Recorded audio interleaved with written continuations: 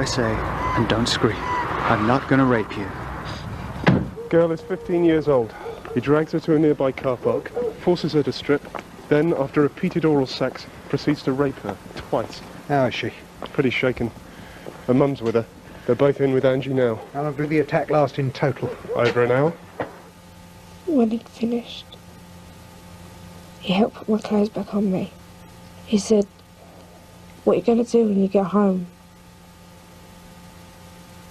I said, "I'm going to have a bath."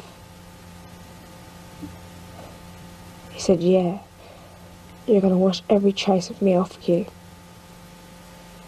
Then he turned around and said, "I just want to kiss and cuddle before I go." And there were some days, you know, where I could just totally block it out. There wasn't a day that went by when I didn't think about it, but I just get upset in school all the time, and my GCSE results and my schoolwork. I could have done so much better than I did, but I didn't because I just couldn't concentrate. I just wanted to block everything out all the time. I didn't want to think about it because that was my way of coping with it. Taking into account the age of the victim, what occurred to her, a young lady stripped of her clothing, her dignity and her innocence, and held prisoner against her will. An awful offence, absolutely awful. How many more times have I got to tell you it is not my fault? You started it. You started it. Will you stop winding me up?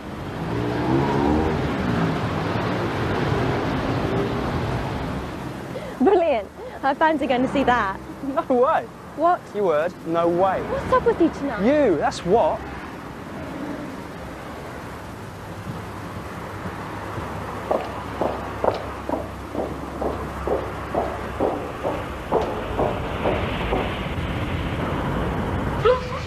Scream and I'll kill you. Hey! What, leave her alone! She's my bird! She's bloody not! You go telling anyone about this, all right? I said all right. And don't go to the police, or I'll kill you. Understand? Good boy.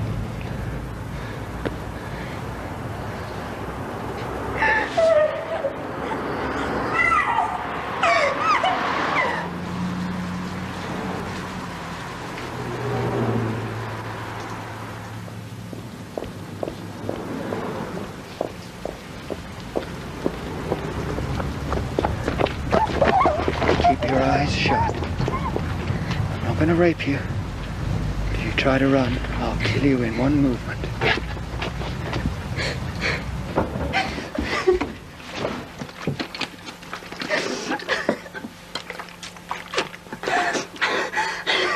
Two attacks, a mile apart. The offender's description's good for both of us. Is that personal description clothing or what? General description fits both offences. Any scientific? Nothing on the first attack. Boyfriend intervened, thank God. With Zoe, it seems he was boxing clever, very forensically aware. Can I just ask, what's the extent of the attack? Indecent assault, forced self-masturbation, repeated oral sex, threats to her life if she didn't comply. Everything but rape. Exactly the same MO as the bank holiday attack on Lisa. We've got a problem here.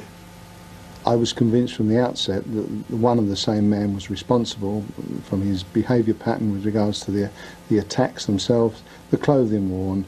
Southend had a problem of a man with a desire to attack young ladies, and my task was to build up a picture of the offender and arrest him as soon as possible before there was a fourth victim. I worked in a casino, so I'd been at work all night from 9 till about 3:30, and at 3:30 I'd finished work. I'd borrowed some rollerblades from a friend of mine because I'd always wanted to try, and I thought now's an ideal time to try when there won't be too many people around and I can fall flat on my face without anybody seeing. And so I thought, on the way home from work I'll just give them a try.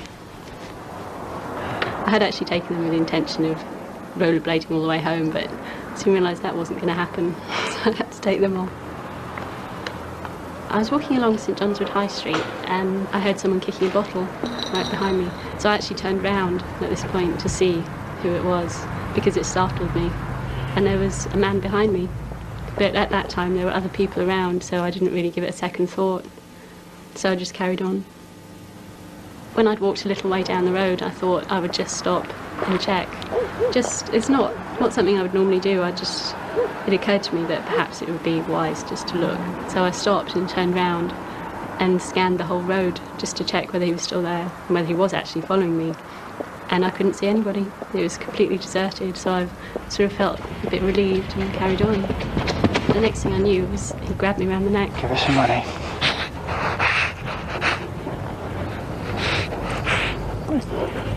Put it away.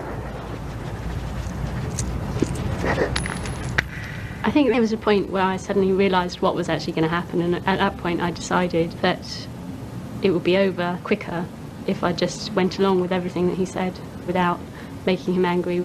I thought it would be best just to do as he says.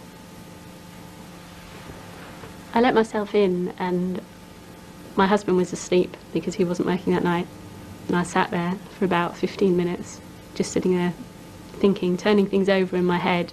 Oh, you're gorgeous, you are. This is so out of order. I'm sorry. I'm so sorry. Where do girls let you hide? If I had a girl like you, I'd wrap you out in cotton wool you'd want for nothing. I ought to go to prison. What do you think I get? 10 years? Anyway, prison's not a deterrent. Doesn't take away the feeling. Besides, Richie's mates will never let him go down. Oh my God. I just told you my name. Emily? I was thinking, on the one hand, that I was perfectly all right, that I was safe, I was home, it was all over.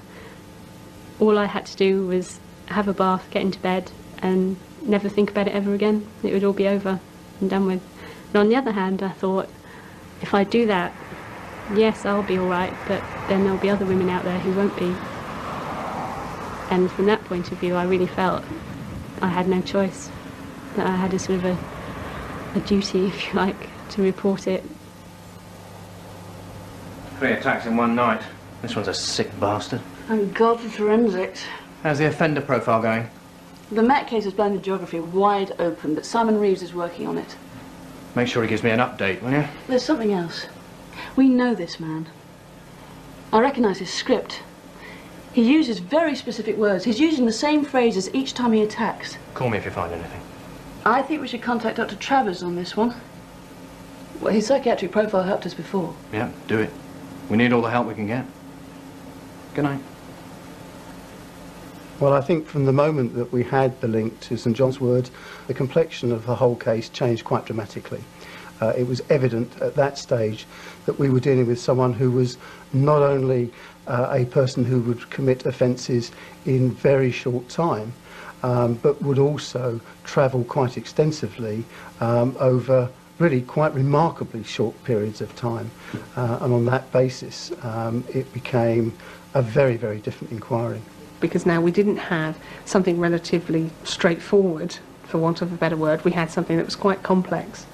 And when I started to look at the offences in terms of identifying what were the salient factors, identifying what the benchmark was so that we could actually learn about this chap, I realised very quickly that we had another offence very similar to this on the database that we'd created for the previous linked inquiry. Lee, come look at this. A rape in Brighton just a couple of days before Lisa's attack. Sussex mentioned it to me during Operation Catchment. It was the MO that did it. Fits both Southend and the St John's Wood attacks. Don't cry or I'll kill you. This isn't rape. If you scream, I'll kill you. Same script. Any forensics? Already happening. Results back within the week. 3 forces. 5 attacks and counting, all stranger rapes. How many more's he done? I've contacted SO11 at New Scotland Yard. They're looking through their database. We need the media's help on this one. Somehow we have to find the safest way to flush this maniac out without sending him over the edge and without putting the public at risk. I'll contact Crimewatch, see if they'll do us a reconstruction on their programme. When are you seeing Ray Travers? Tomorrow. The domination and control he exercises over his victims makes him feel good. The attacks wipe out his own feeling of inadequacy, and he feels restored, he feels powerful again, and he needs to feel powerful. He's like a hunter, searching out his prey. You see, all the women, the victims, they were all of a similar physical type, weren't they? Yeah. Well, once selected, he paralyzes them with a toxin of fear. It's fear at their lives. And once the attack is over, he discards them and he walks away until the next time. What about his tears of remorse? He often cries after an attack. Yeah, but he's crying for himself, not his victim. It's a subjective reaction to how he feels. It's as if he wants the victims to like him. Right? He needs to be liked. It's all a reflection of his insecurity. And in the same way that his looks are important to him, they help hide his inner conflict, hide who he really is. And I also feel that he has an unusual job. You know, the hours of the attacks, the behavior patterns. So, who are we looking at here? Well, it's someone who you already know about. He's on your files somewhere. If not as a rapist, then as something else. His rehearsals, perhaps. His bravado, if you like, worries me.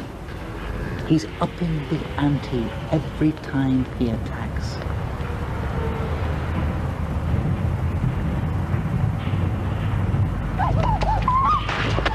I can't think of anything worse that could happen to a woman than have to explain to somebody, well, I've been raped, I've been attacked. My feelings toward the victims are, I empathise with them. I have to listen to what they've been through. And obviously you can't do anything but feel for them. Hello? Lisa, is that you? Basically, their lives are ripped apart. Where are you? Their lives are taken away. Are you on your own? I just wanted them to know that I would be there if they did need something. Would you like me to come over?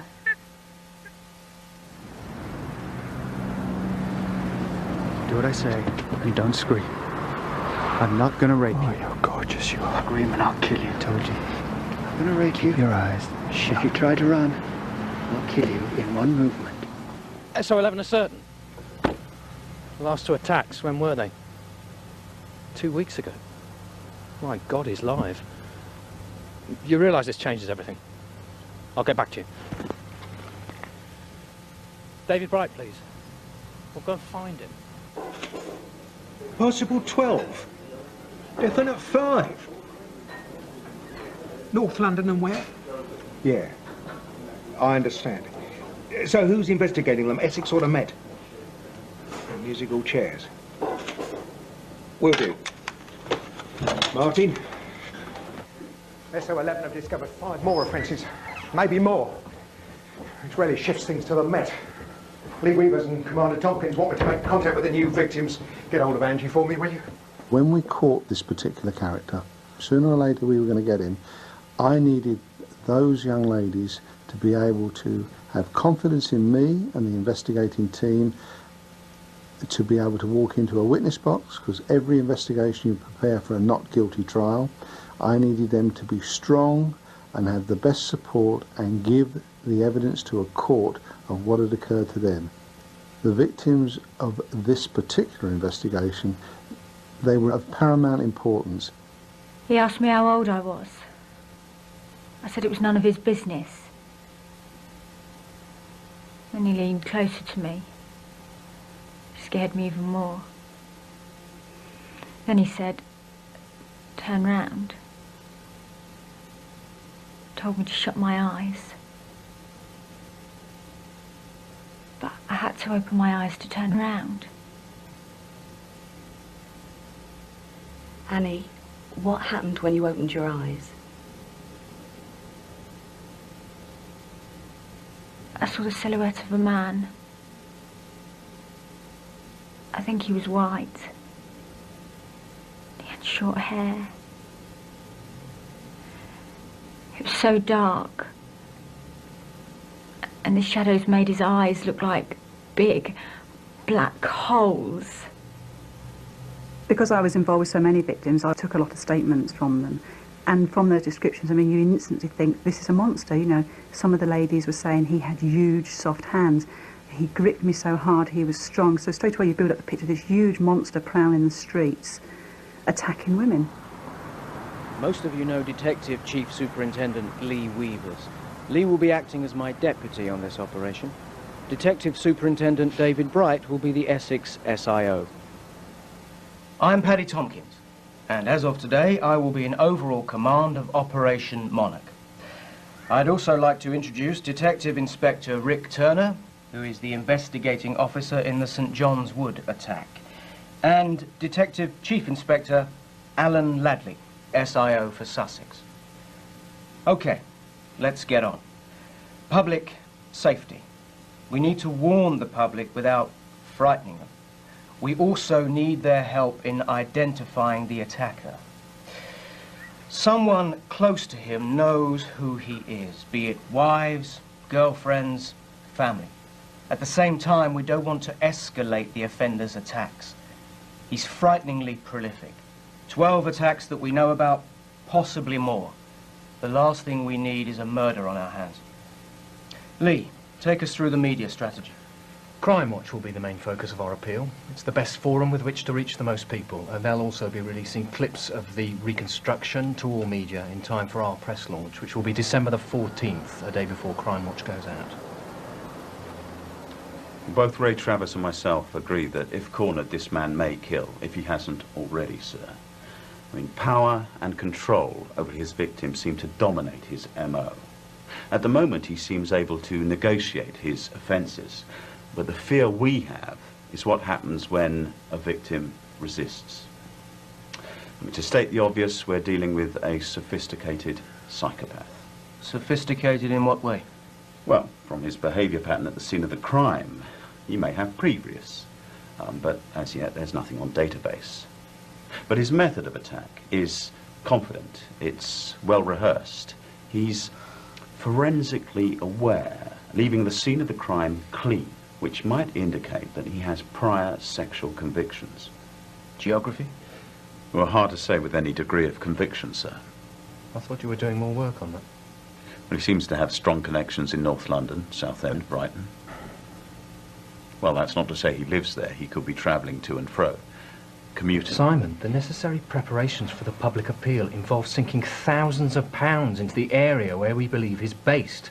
So come the call we're all counting on, we're able to respond swiftly. Yes, I understand all that, sir. We need to know you're confident the southeast is the right area for putting those resources into. I understand the full implications, sir. It's just that I don't want to be pushed into a corner. All I can say is that up until the appeal, I'll continue working on it. Keep us informed, Simon. David? We're in the process of re-interviewing the victims whose cases we've just become aware of, sir. Plus making arrangements for 24-hour support for the ladies. I've also made sure that each victim has a programmed mobile phone to contact the liaison officer or myself at any time, and that's just about it, sir. Thanks, David. One final thought. This is a joint operation. Everyone in this room is responsible for its success or failure. Every day that passes without an arrest is an opportunity for this man to attack again. He's out there now, live.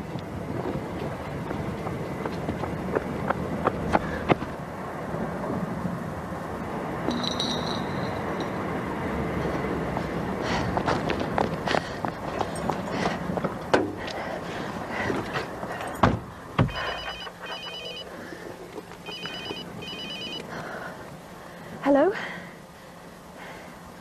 What kind? Fresh or frozen? Well, how about minced sauce? Investigations of this sort are always very intense. All the obvious things like working very long hours under lots of pressure, and everybody's like that. The nature of the offences was absolutely horrific, really dreadful, and everybody involved on it was living and breathing these things. I like lots of other people, I'm sure at the time, was having difficulty sleeping, nightmares, lying awake at night. My concern always must be, and was at the time, have we done everything as speedily as we possibly can, as effectively as we possibly can? Because we were conscious at the time that every day, every hour that passed, another woman was at risk because of the sheer prolific nature of the offending. It was just a normal journey from work, getting on the tube and walking down to my house, which took normally about 5 minutes. So it was a normal journey from work. I wasn't aware of anyone following me at all. When I got to my front door, put the key in, opened the door, and suddenly he was there and pushed past me through the entrance. But nothing felt unusual because there were lots of other flats, so I just assumed that he was going to one of the other flats. The moment he attacked me, I was in absolute shock, and when he demanded my bank card, I thought I wasn't going to let him get away with it, and I wouldn't give him the money, so I gave him the wrong card number. Strange enough, I gave him a bank number which was 5 digits rather than 4, but he didn't pick up on it, so I gave him the wrong card number. My reaction to the attack initially was complete shock. Why me? What did I do wrong? What did I do to deserve it? Just sort of turmoil, really.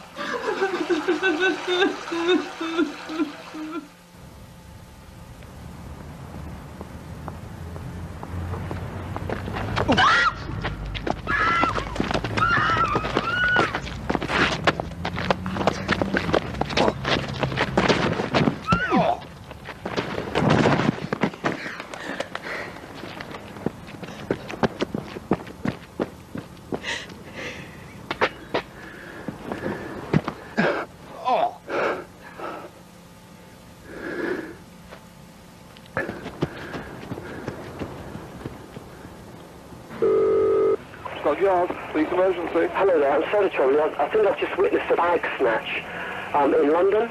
Okay. So what happened, he pushed her over, grabbed her sort of by the neck, pushed her into a bush thing, grabbed her purse and just ran. Now I'm not sure whether he had the purse in his hand because she screamed, and as soon as he saw me he just ran. But I want to remain anonymous if I can, and I gave chase to the bloke, nearly caught him, I ran over a fence, cut myself on the fence, gave chase to him, nearly caught him, but no way. Okay, what road did this happen on? I don't know, I think it's somewhere near Baker Street Station. After the first attack, he stole a cash card. He didn't get any cash, but we got this. It's a bit blurry, but you can see how it links in with the e-fit. I think we should use it, sir. It's the only real image of the offender we've got. Let's keep it up our sleeve. If nothing comes of the Crimewatch appeal, we can always use it at the end of the week. Tonight, the BBC programme Crimewatch will feature some of the attacks as the police mount a fresh appeal for information. According to the victims, the attacker could look like this, but there's been another description of a man in his 20s or 30s. He's been assaulting young women for 16 months. Nearly all the attacks happened this year. Good luck for tonight, sir. Thanks, well needed. Tonight's the night, Martin. Tonight's the night. I thought you'd stood me up, Lee. Christmas traffic. How are you feeling? Bloody terrified. Hello? Then we're on. Sorry, I can't. Being we do your call. Lee, can you do the honours? Hello? Hello? Hang on, 1 second. Alan, go ahead. Say again? 1, 2, 3. Paddy, that was Sussex on the phone. We've just taken a call from an informant who's given us a name. What? A man called Richard Baker. His physical description fits the e-fits, and apparently he's got previous for rape. They're running inquiries on him now. What's Alan's feeling? Quite a positive one. All the information he's got so far fits the profiles, and apparently Baker's got a girlfriend in the Sussex area. Anyone tracked down a photo? Not at the moment. We're still trying to get hold of one. Where's Baker now? Bodmin. Bodmin? Cornwall. And the informant also told us that Baker's leaving for Spain tonight. He works as a DJ in Torremolinos. That would explain the geography and the unusual job. How soon can we get a team down there? Lee, there's a production office just through here. Do you want to come with me? Thank you. I'll be back in a minute, Paddy. When we heard that the call had come into the Sussex incident room, I immediately felt a degree of elation, a degree of hope, but also a strong note of caution. There was so clearly some good information there for us to explore. But I was also very much aware that Crimewatch was the culmination of our press strategy, and that we couldn't afford to miss the opportunity it gave us to get a clear and comprehensive message across to the biggest possible audience. David Bright? David, it's Lee. I've also got Rick Turner on a conference call. Have we got an arrest plan underway? David, we don't know what he looks like yet. The man's got previous for rape and he's about to leave the country for Spain. He needs nicking, and he needs nicking now. We can't Risk blowing the entire operation. I'm not talking about charges. Just arrest him on suspicion. Look, if we're wrong, I'll dust him down, personally apologise and get him on the first flight to Spain. David, we have to be very careful here. There's a lot at stake. If push comes to shove, I'll do Whatever we have to do. But this is not the right moment to put the case on the line. If Baker's our man and he gets away, it'll take years to get him back. In the meantime, how many other victims will there be? There were strong issues around how we intercepted our suspect, what course of action we would have to take in terms of an arrest and the reasons for our arrest, what impact that would have on the other cases we're investigating, and what our strategy would be beyond the point of arrest. How's it going? It's pretty. 2 charges of rape and 1 of underage sex. Shaping up nicely. How's it going for you, son? It's looking good, sir. And transport to Cornwall? Ever tried flying to Bodmin 2 weeks before Christmas? I'm sorry, Commander, but we need you in the studio now. Good luck, sir.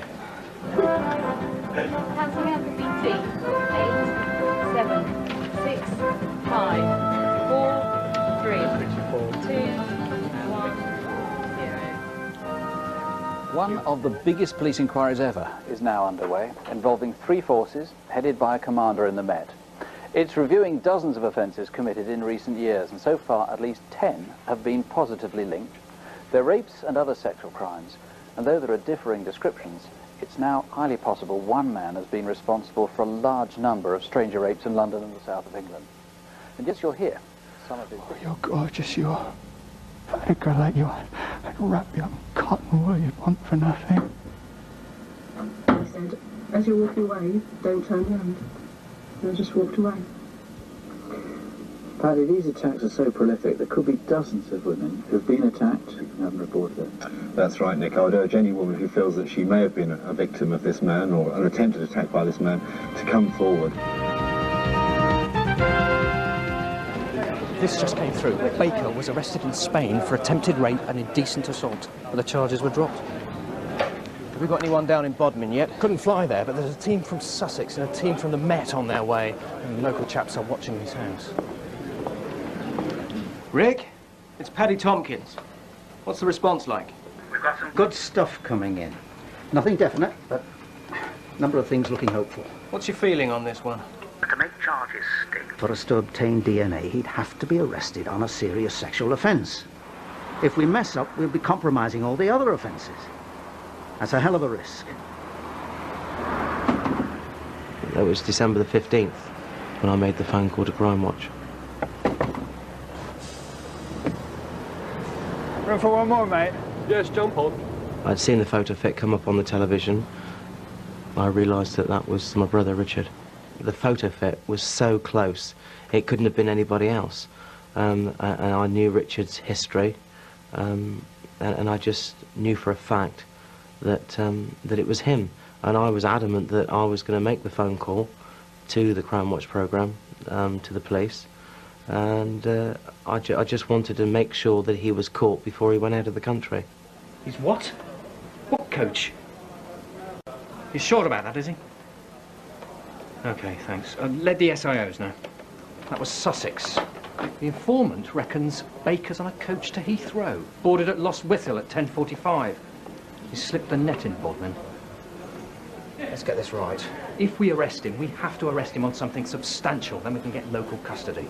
Simon, what have we got? Well, there's a partial palm print from one of his earlier London attacks. It's not enough to ID him, but we could use it for a match. That gives us enough time to fast-track the DNA. Let's get Rick Turner in on this. Turner.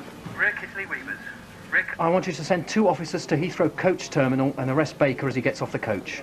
What are we arresting him for, sir? The indecent assault on Friday night, the Baker Street attack. With respect, sir, what if... Rick, if you don't want to do this, then I'll do it myself. Consider it done, sir. Carter. I've got a job for you.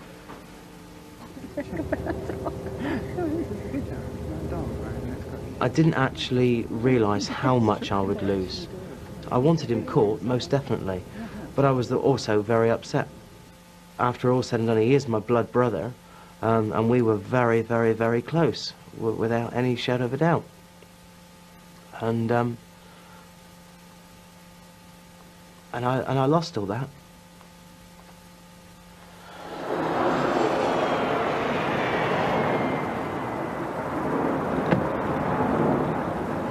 Oh, I don't believe this. Phil, get up to the incident room, will you? Find out which bay this bus is coming into.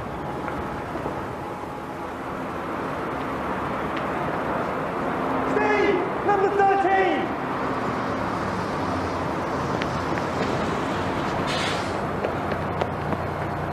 This bus from Bodmin, mate? Lost with you all. Lost what? Lost with you all. You sure this is the right bus? What's the number? And then I'll give you a ring. Yeah? Jesus. We see something. That'd be great. That's what then. It's 0181. Excuse me, sir. 018. Yep. Are you Richard Baker? Yes. Would you mind stepping to one side for a moment, please, sir? I'm a police officer. Oh my God, it's not my mum, is it? No, it's not your mother, sir. We're investigating allegations of a serious sexual assault. Can I ask where you were last Friday? Last Friday? It was my birthday. I was in Bodmin with my mum. I have to inform you fit the description of the man concerned, and I'm arresting you on suspicion of indecent assault. I'm not going to miss my flight, am I? You have the right to remain silent. Right. Thank God. We're on our way. Get your keys. Now we've got to make those charges stick. Call Angie. Tell her to let the victims know. I was just amazed. You always wonder whether he's ever going to be found. He might walk around forever. And to actually hear that they found him was just amazing. It was brilliant. It was a very good Christmas present. One black and white long sleeve jumper.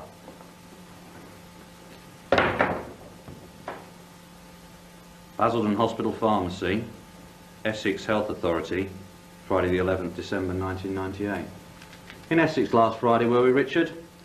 Or was it Bodmin with Mummy? Has my solicitor arrived?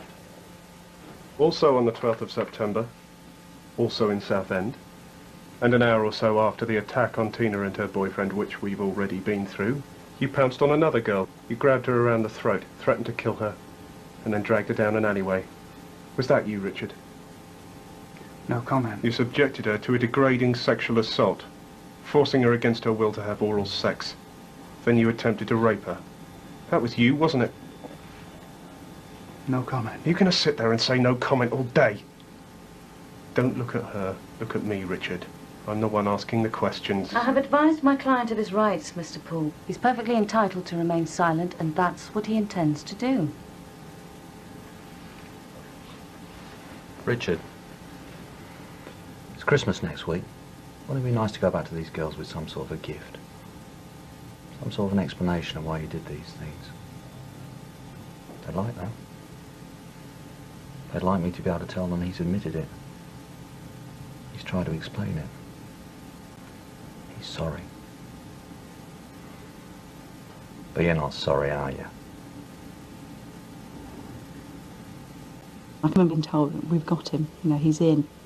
And you want to tell people, you want to tell the victims, we've got this person in custody that we believe has attacked you. But then you're also going to get the question, well, how do you know it's him? DNA's come back from the lab. It's positive. It's a match.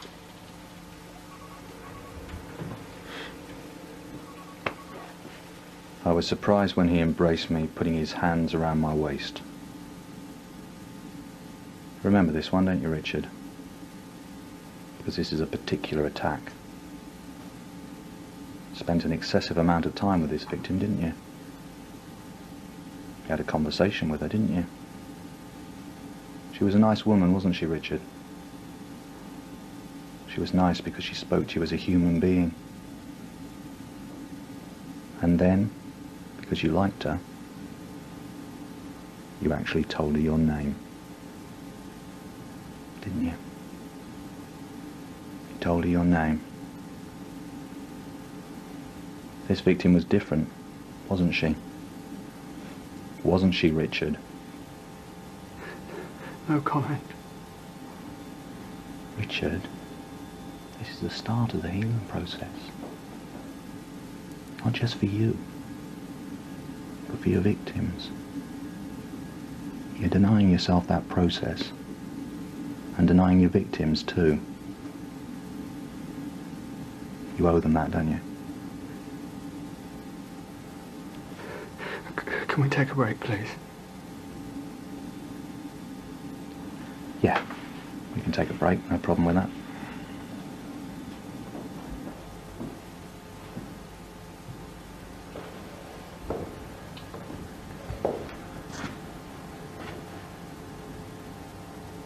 Now or never. It may harm your defence if you do not mention when questioned something you may later rely on in court. Do you understand? Yes. So, Richard, the night of the 13th of September in the St John's Wood area of London, can you give me an explanation of your behaviour that night? No comment. OK, Richard, let's go on. 7 of his victims had to give evidence in court. That is an ordeal in its own right. To give evidence in a court that was absolutely bursting with people when you take into account the press, family of victims, supporters of Baker, members of the public, those victims had to go into the witness box and relive their very worst nightmare. At first I was so wrapped up with actually getting there without falling over and actually sitting down and answering questions and stuff that I'd forgotten that he was even there. And then suddenly there was a pause in the questioning and I looked over and I was really, really surprised. I thought I would recognise him instantly. I thought there would be no doubt in my mind at all. And when I saw him, it wasn't like that. He just looked perfectly ordinary, just like anybody you could meet in the street. When I saw him, it was just this person I'd never seen before that had done this to me. It was just this feeling of total hatred. He was just a sad, lonely man there. Yet, just normal. A disc jockey has been found guilty at the Old Bailey of 3 rapes and a number of other sexual offences. Police believe that Richard What makes someone like Baker what he is, behave the way he has, I don't know. It's a mixture of nature, nurture. But he has exercised a choice in attacking the women in the way he did. He exercised a choice when he forced victims to give evidence in court. He will always be in a position to exercise a choice. The responsibility must be his. If I could say something to Richard now, it would be, I know how close we were, and I know we had some bloody good times. We had some really good times. But I had to do it. Somebody had to stop him. And unfortunately it was me. I was struck by Baker's ordinariness when I first saw him in the cell block. And I think the lesson really for all of us is that there are no monsters. There are only ordinary people who do monstrous things.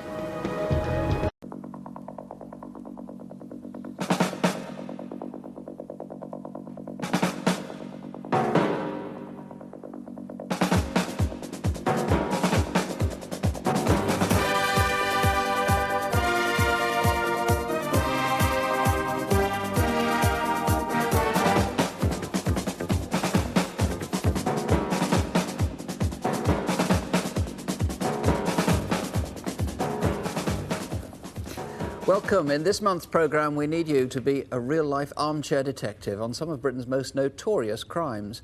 With photos of faces you might recognise, film of crimes as they actually took place, some names you might know, and a knife that could lead to the attacker of an 11-year-old in Manchester.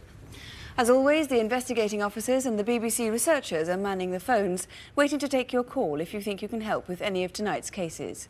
The number to ring is 01 811 8055. Our reconstructions tonight include a robbery in which treasured family paintings were taken and a case you might have seen in the headlines last month, the murder of a private detective as he left a pub in South London. And can you help us track down 2 appallingly callous robbers who stole guns and then set fire to their victim? Police would also like to find a man who's a former aide to Enoch Powell and a friend of Harvey Proctor. He could be armed and dangerous. Viewers have been turning up suspiciously cheap cigarettes all over Britain. After last month's programme, we reconstructed a series of lorry hijacks in London in which over £500,000 worth of cigarettes were stolen. Nearly 300 viewers rang in with information. As a result, several people have been questioned by detectives. Obviously, we'll give you more news when we can. Viewers who called about the wages snatch at the Prince's Butoni factory in Huyton, Merseyside, gave police so much information that many leads have still to be followed up. One important witness, though, has still not come forward. The driver of a black cab who picked up 4 men in Speke on Thursday the 19th of February. If you know who that driver was, please call us. We also showed this man who tried to rob a building society in London. 2 viewers independently phoned the Crimewatch studio with a name, and detectives are hoping to trace him soon. They now think they know who he is. Please call us if you know where he is. After last month's Aladdin's Cave, police have found the owner of the antique desk which was stolen from North London last June. And 15 viewers helped us to trace the winners of the 3rd prize in the Fastnet Cup in 1937. The Silver Cup will soon be given back to its rightful owner in Sussex. Disappointingly, only 25 viewers rang about the murder of Eddie Owusu, a car park attendant in Hammersmith in London. One Saturday night in January, 2 men were seen running away from the car park. Mr. Owusu was found shot. Police still need witnesses that night, and there have been no arrests. As a direct result of last month's Crimewatch, Alan Stephen Johnson has been arrested and charged with theft and deception. A week after we showed a photograph of him, he walked into a betting shop in London. An assistant there recognised him from the programme, and she phoned the police. Minutes later, he was arrested and has now been charged. Our first reconstruction this month is a particularly disturbing crime, and I want to be very clear about that. It's a robbery on a gun shop in Hinckley in Leicestershire 7 weeks ago, in which the owner was doused in petrol and set on fire. Alan Bray represented Great Britain in the combat pistol team for the Olympics in 1964. He's married with 3 children, but he's now critically ill in the Birmingham Burns unit. Hinckley is in the Midlands between Leicester and Coventry, and not far from the M69. Our reconstruction starts 2 weeks before the robbery. This row of shops in the centre of Hinckley is where Alan Bray has run his gun shop for some 14 years.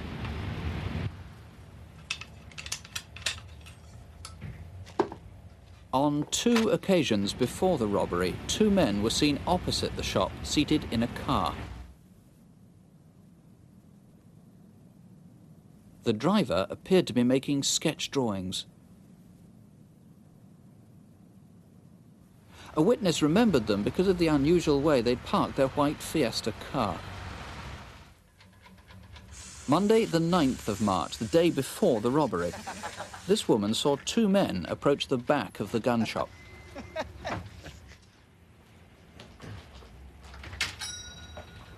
Tuesday, the 10th of March, at lunchtime, 1:30 p.m.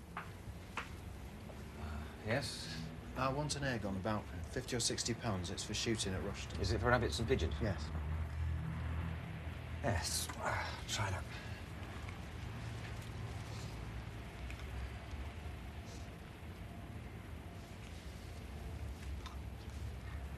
Well, there's quite a large selection. Would you like to look through these brochures?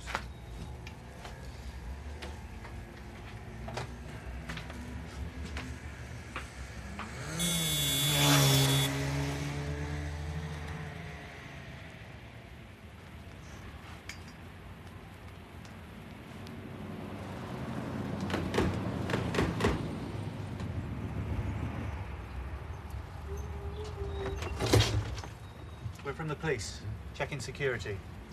Have you seen any suspicious-looking characters around? No, why? Well, the police have been keeping their eye on this row of shops for a couple of days. We've reason to believe there might be an attempted raid on your shop. Well, I haven't seen anyone suspicious at all. What's it all about? As you probably know, there was an armed raid on the gun shop a couple of weeks ago, and we think the same men are going to make an attempt on your shop. Well, look, can you hang on a moment? I've got a customer in the shop. I'll just check that he's all right. You all right?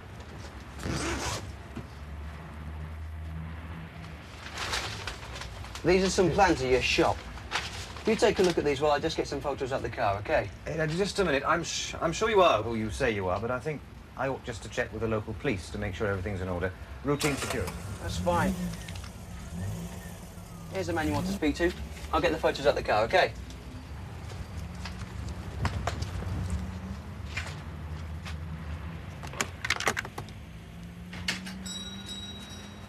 There's a uniformed policeman just down the road. You ask him to pop in a minute. Cheers.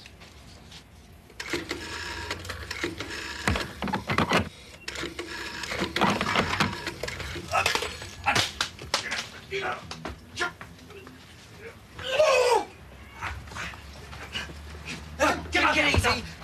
Shut up. Quick. Quiet. What do you want? Is it money? Come on, hurry up. I want shotguns. It's your arm. I'm not going to clear you out. Come on, hurry up. Keep still. Right. Quiet. Where are your car keys? In my coat pocket in the cloakroom.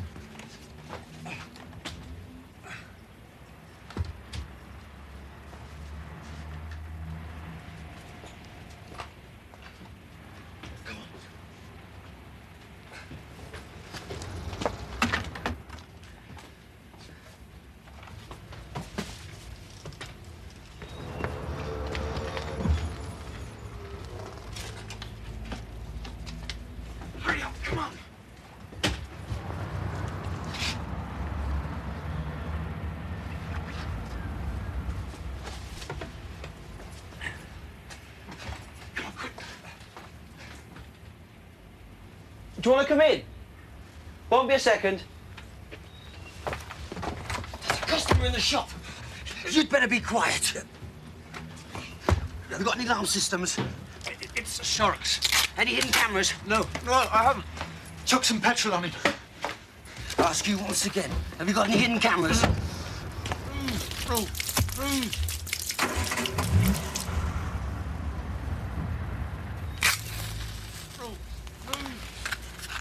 You can't do that.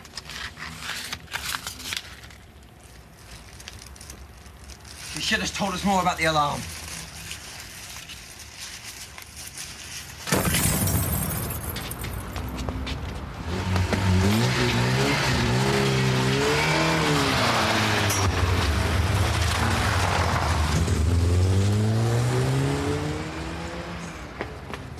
Hello? Call the police!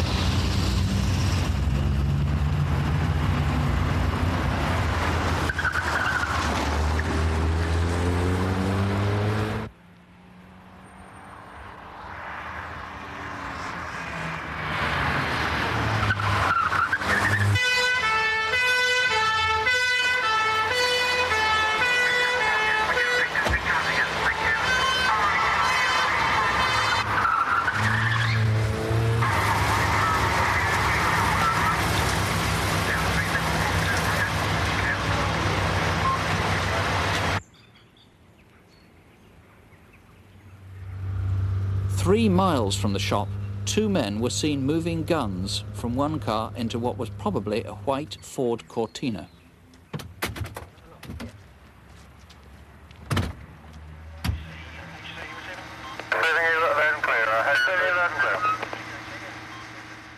Ian Lacey has told me this is by far the most grotesque crime he's ever had to investigate, or any of your colleagues come to that. How is Alan Bray at the moment? Alan is still very, very poorly. His injuries are so horrific that he faces years and years of surgery in order that he can lead some sort of meaningful life. For people to understand just how badly he was burned, he only got away because the fire was so severe it burnt through the ropes that were tethering him. If those bonds hadn't burned, then this evening, Nick, you and I would have been talking about a murder.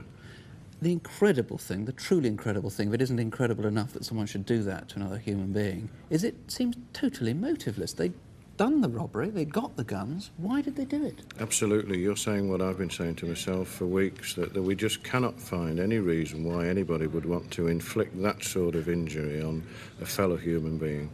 Now, it did seem that Alan might die for some time, actually, but he's been able to give you something of a description now. Yes, he has, and also we've had a breakthrough in the last few days. We've had detectives with him, and he's been able to give us an artist's impression of the blonde robber. And anybody looking at that artist's impression, if they think they can put a name to it, I would urge them to ring me. one of the witnesses corroborates that. Incidentally, one witness, the guy who was in the shop, hasn't come forward yet, has he? You're still appealing to find him. This is the man who may or may not have been the customer. Despite all our efforts, we haven't traced that man.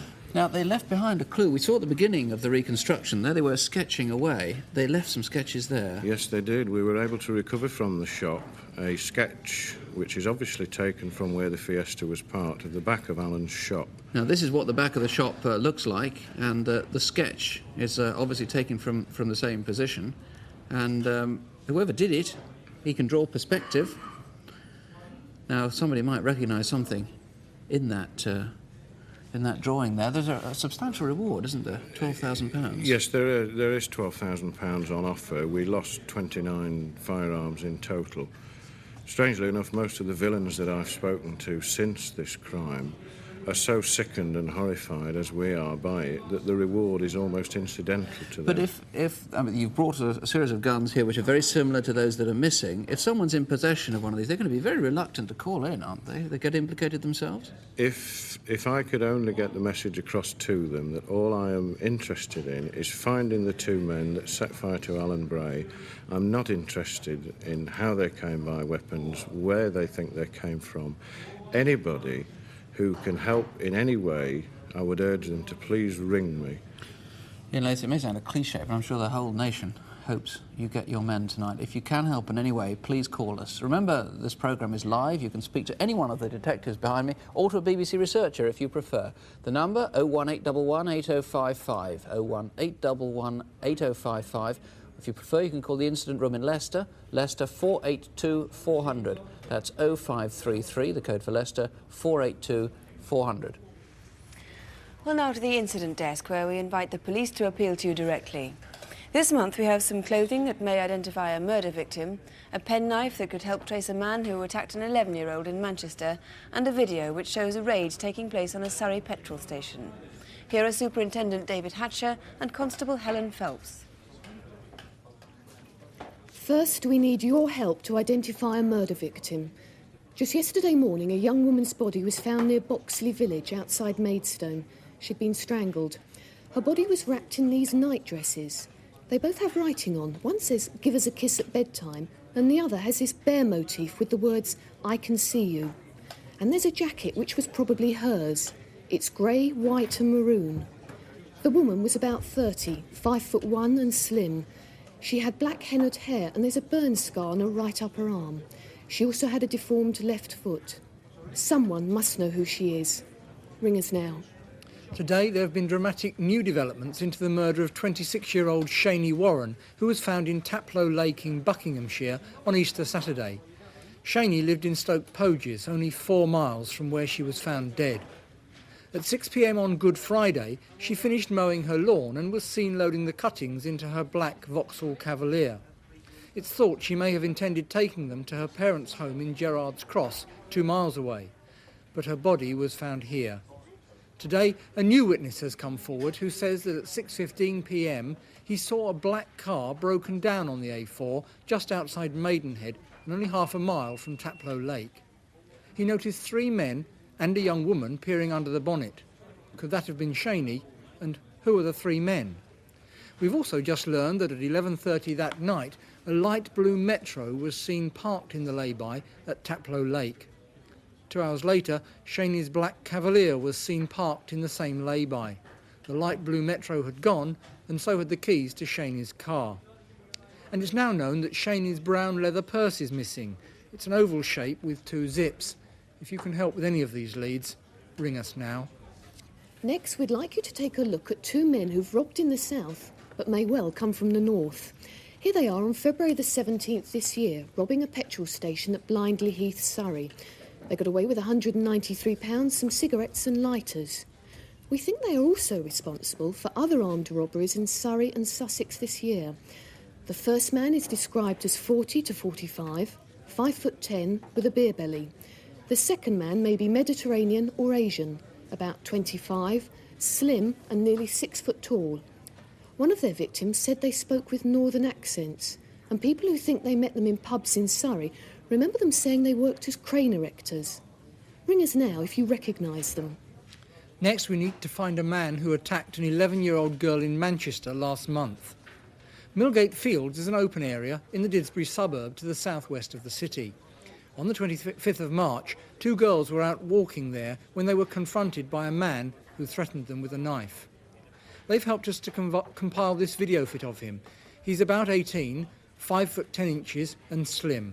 He has blonde hair with brown streaks and large freckles and was wearing a 2-tone anorak. Luckily, one of the girls escaped and ran screaming to her father, who was walking ahead. The attacker ran off. This knife was found later. Notice it has the name Busby on the handle.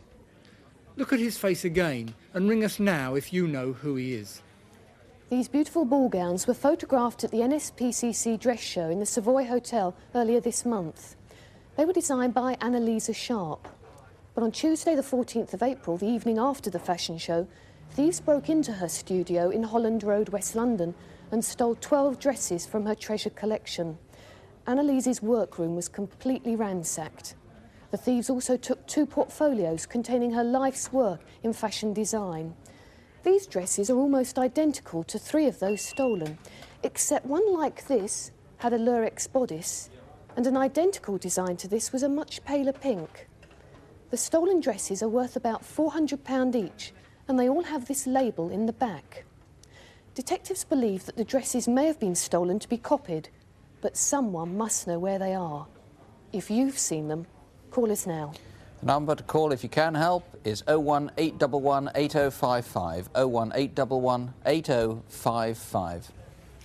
Well, now have a look at these greetings cards. The pictures are from paintings by a British artist called Hector Caffieri. He worked mainly in watercolours and often painted French and English ports around the turn of the century, and also flowers and landscapes.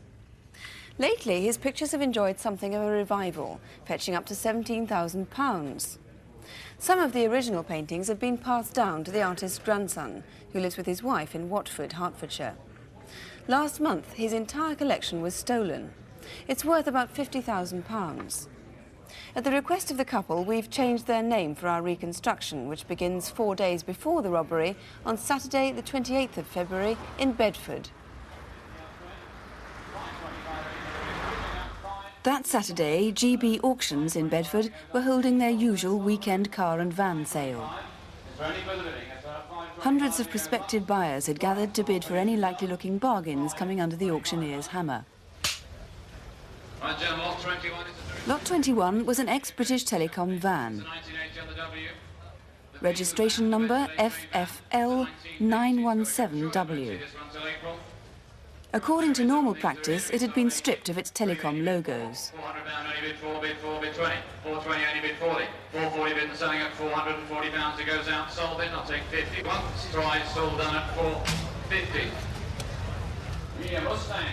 Whoever bought the van paid cash, and the name and address he left before driving it away turned out to be false.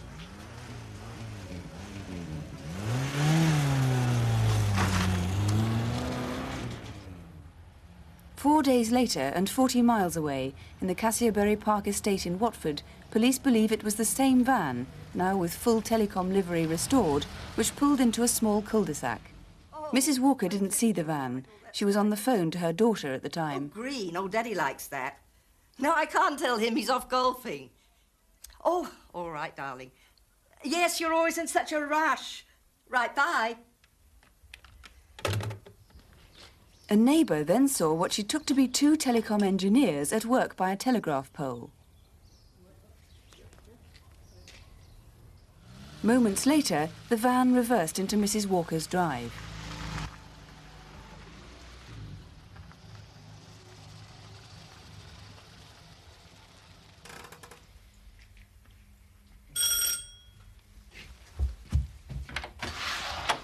Good morning, madam. Telephone engineers. Telephone? Well, what's the trouble? Well, there seems to be some problems with the phones in the street and we're checking... Mrs. Walker wasn't expecting British Telecom, but she remembered a Telecom area survey some weeks before when she'd mentioned there'd been some crackle on her line. She assumed they'd come about that. Well, would it be all right if you come in? Yes. Yes, come in. Where is your phone, love? Just over there. Oh, right. I thought so, dead. Dead? Dead as a doornail. Well, that's strange. It was working just now. Have you got any other phones in the house? Upstairs in the bedroom.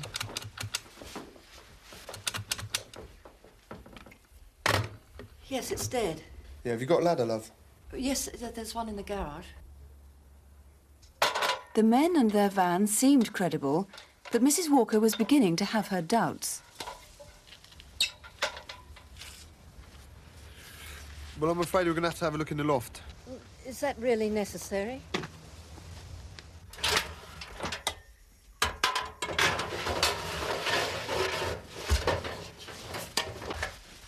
It's a bit grubby up there, I think. Yeah. Pass the torch there. Here you go. Yeah, But be careful of the burglar alarm wires. yeah.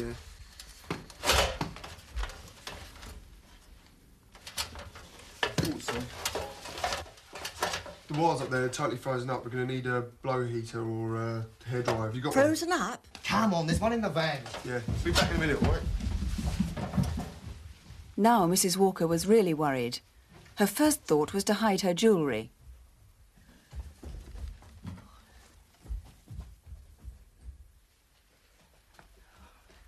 Oh, Steve. Steve, there, good boy.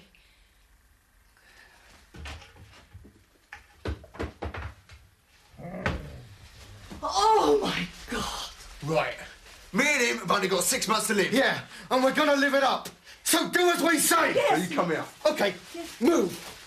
For some strange reason, the two men had now decided to pull on balaclavas and produce shotguns. In the study, they shackled Mrs. Walker's hands behind her back. Oh, my God. Roll over. Please don't hurt me. They didn't seem to want to hurt her, but just to keep her out of the way. Come on, let's go. Let's go. Come on. Wait. What you... Oh. Oh, please tell me what you're taking. They took all the paintings they could find from the walls and from the loft.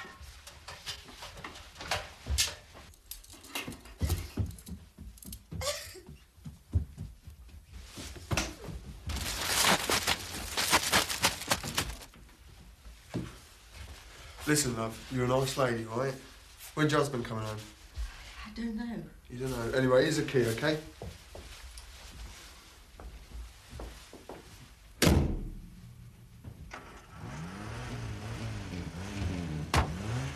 About an hour later, 6 miles away, near Chipperfield Common, a motorist saw two men beside a telecom van and another larger van parked by a narrow bend. Later that morning, and in that same lane, two girls from a local riding school saw flames coming from the woods. A yellow telecom van was ablaze. Through the smoke, they saw two people on a motorcycle.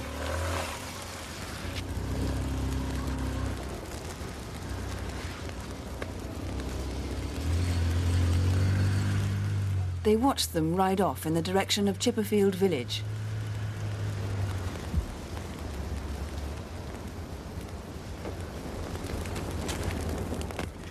Well, Gary Purser, do you think those paintings were actually changing hands at the spot where the witness saw the two vans parked? I think it's most unlikely because, as we saw from the reconstruction, it's a very narrow lane there. And in fact, if we look at the micromap, we can see that from the Castlebury estate, it is in fact 6 miles to Chipperfield Common, and the main route they should have taken was Bucks Hill. There is an alternative via Old House Lane, and obviously we're appealing to anybody who may well have seen that transaction taking place anywhere between those 2 points. Right. And there were 11 paintings involved altogether, weren't there? 11 paintings in all, the majority of them by Hector Caffieri. In fact, Medici Cards have been able to make these reproductions for us. This one's the French fisherman, and we have a village wedding scene here again in France, and finally a French fish market. Any idea where any of these paintings might be now?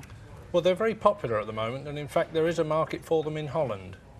What about descriptions of the men? What do they look like? Well, again, we've been very fortunate there. A number of witnesses have been able to build us up a very good video fit, and we can see that the man number one, the one with the glasses on, he's described as 20 to 26 years old, very, very thin and very pale, almost albino looking. and one of the witnesses described him as possibly undergoing some drastic medical treatment, perhaps chemotherapy. Yeah, we can see him without his glasses as well. That's right. So the fact, when they said that they were only had 6 months to live, they could really have been telling the truth, perhaps. They could have been. They did mention that they had AIDS, but again, with the glasses, that couldn't be could be true or could be false. We don't know. And these men obviously weren't art experts because they stole one of Mrs. Walker's daughter's paintings, didn't they? Yes, that was a watercolour done by the daughter of the family, and again, they stole a print of Canterbury House. Right. Now, the van itself was bought 2 days before the robbery. They finally drove it away from the auction 2 days before the robbery. Where was it in those 2 days, do you think? Well, they gave a false name, the name of Jones, but the address they gave, Trident Drive in Houghton Regis, actually exists. The address has obviously been checked and it isn't connected, but obviously anybody in that sort of area would be interested to know where the van was for those 2 days. Right, well, there is a reward, isn't there, of £2,000? £2,000, yes. Right, and by the way, do remember that if British Telecom engineers do call, they always call with prior notice, so don't accept anybody you haven't heard from before. Please call us if you do think you can help. The number here is 01811 8055, or call Hertfordshire Police on Welwyn Garden City 331011. That's 0707, the code for Welwyn Garden City, 331011. Now to Photo Call. Pictures of people you may know, or indeed who you might meet in the next few days. All of them are wanted by the police. Here again are David Hatcher and Helen Phelps. Our first case on tonight's Photo Call is a cheque fraudster who so far got away with nearly £200,000. This is him, and so are these, taken from security cameras in 30 different banks. He cashes cheques at £100 a time at banks in London and the home counties, but chequebooks themselves have often been stolen from as far afield as Yorkshire and Cornwall. Look at him again, with and without his horn-rimmed specs, and if you know who or where he is, call us now. Next, a man who's been caught in the act 3 times, but so far only on camera in building societies in Essex. Here he is last November at the Anglia Building Society in Gants Hill, Ilford. He threatened staff and may have had a gun in that plastic bag. In his hurry to escape, he dropped several fivers on the floor. But that was his second visit. Here he is in the same clothes at the same building society when he robbed it last August. And the month before that, he was in Dagenham, robbing a Leeds permanent building society. This time he seems to have left his baseball cap at home. Earlier this month, he robbed another branch of the Leeds in Hornchurch. He claims to be armed and could strike again. Look at all 3 pictures, and if you know him, please call us. Next, Peter William Preston, who we'd like to talk to about some missing video equipment. Since January 1986, he's been visiting shops from Aberdeen to Hampshire and persuading the proprietors to loan him video equipment. He also hired a silver Volvo GLT estate car, registration number B686OSA, which has not been returned. Preston claims either to be a filmmaker or a dealer in second-hand video equipment. He's 43 years old, 5'10", well-spoken, and is often accompanied by a woman and an 8-year-old girl. If you've seen him, call us. Now the face of a man who has been heard but not seen since last summer. His name is Peter Jonathan Denby, a London solicitor. On the 3rd of June last year, police, called to Down Street, Mayfair, were threatened by 2 armed men who leapt out of a parked car as they approached it. Last week, one of the gunmen, Philip Callaghan, was found guilty of this offence. During his trial, the court heard that Denby was believed to have been the driver of the car. Since his disappearance, Denby has been in touch with people he knows. He has contacts with Conservative MPs and used to be parliamentary aide to Ulster Unionist MP Enoch Powell. There have been unconfirmed reports that Denby had links with Ulster Protestant terrorists. When Denby's Jaguar car was found, a bomb squad was called and blew it up. Denby was known to enjoy a flamboyant lifestyle, and we think he must be in the country. Ring us now if you know where he is, but don't approach him. He could be dangerous. And call us if you recognise any of our photo call faces. And here's the number if there's anyone you recognise, 01811 8055. That's 01811 8055.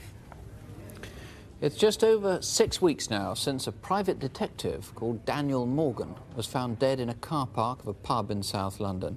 It was gruesome. He'd been killed with an axe. The police described the case as a sticker. In other words, it's one they just can't solve. For nearly 30 hours, they did hold for questioning Daniel Morgan's partner, John Rees, and 2 of Rees's relations. And as you may have read, 3 policemen were also questioned, but they've been eliminated from the murder inquiry. With nothing else to go on, maybe you can help. Our film starts in Sydenham, South London. Daniel Morgan loved the drama of being a private eye. He saw himself as a gumshoe in a TV series, and he liked to boast about the glamour of the job. It's 1:10.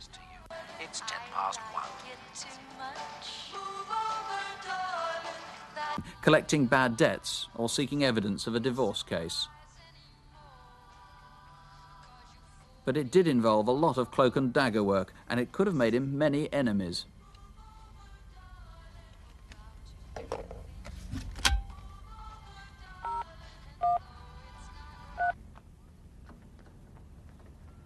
Apart from his work, Daniel Morgan's abiding interest was fast cars. He had several old ones kept in various places in South London, and he was devoted to his 2 young children. Come on, Daddy, come on. Daniel's colleagues describe him as a workaholic. It was nothing for him to drive in his BMW, to do a job in East Anglia, maybe go on to another in the Midlands, and perhaps manage a third in the West Country, all in a single day. They were mostly dirty jobs, though, that other people didn't want to do.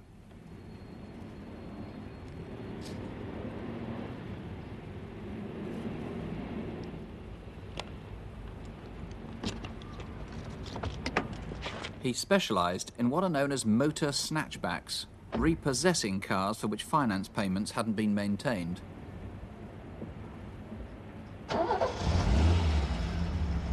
Another bloody nutcase. Yeah, I had one of them yesterday. I've checked them figures. They seem okay. Daniel Morgan and his partner John Rees had been in business together for some 6 years, and it made them a good living. There's no doubt by tonight. But it wasn't just the money, it was the excitement that made him work so hard. Summons serving, bailiffing, carrying out court orders, which are the stock in trade of the modern private detective. A lot of it caused distress, but he seemed to relish the almost unreal power it gave him. What do you want? You know what we want. It's all legal, and you've got to let her go.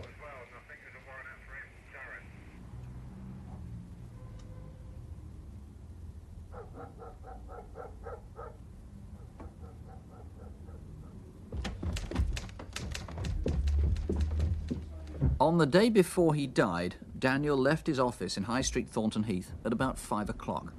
He'd spent most of the day there, but police are anxious to know where he went for the next 2 hours.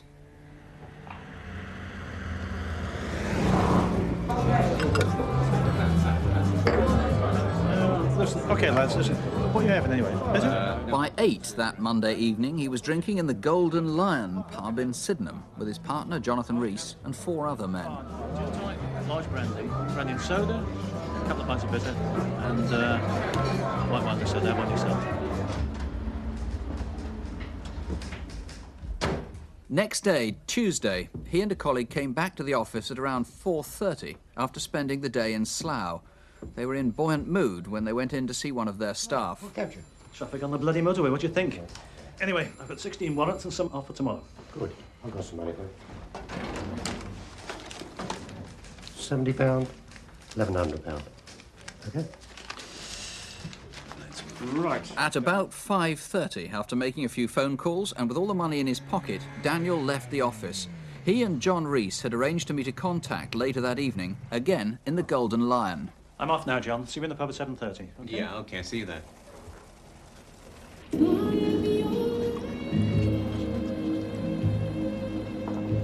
But Daniel had another appointment first. He met a woman here in Regan's Wine Bar in Brigstock Road, not far from his office. There were only a handful of other people there. Possibly someone was watching them. Daniel said he had to go early because he was due at the Golden Lion later on.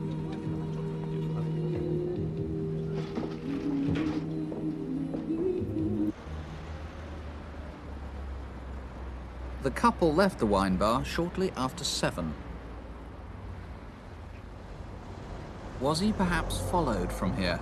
If not, who else knew where he was going next? Only one other witness has been traced so far who saw Daniel between 7 and 7:30. Oh, Daniel, just the man. Could you give us a hand with the ball? good. Cheers. Thank you. This is just near his office in Thornton Heath High Street. Yeah, sure. Thanks very much. Bye-bye.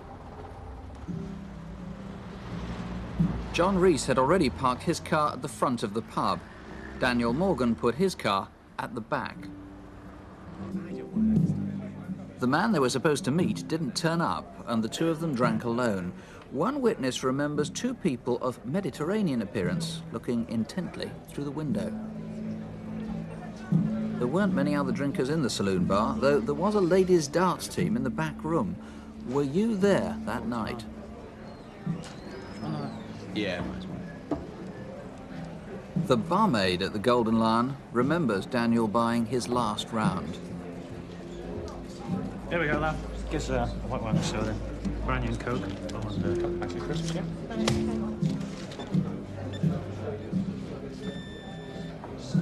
Right, I'm off then. See you tomorrow.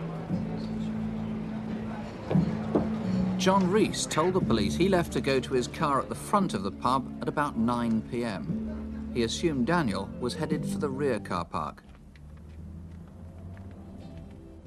But did Daniel go out the back way to the car park? And did he go with someone, or did he meet his killer in the dark?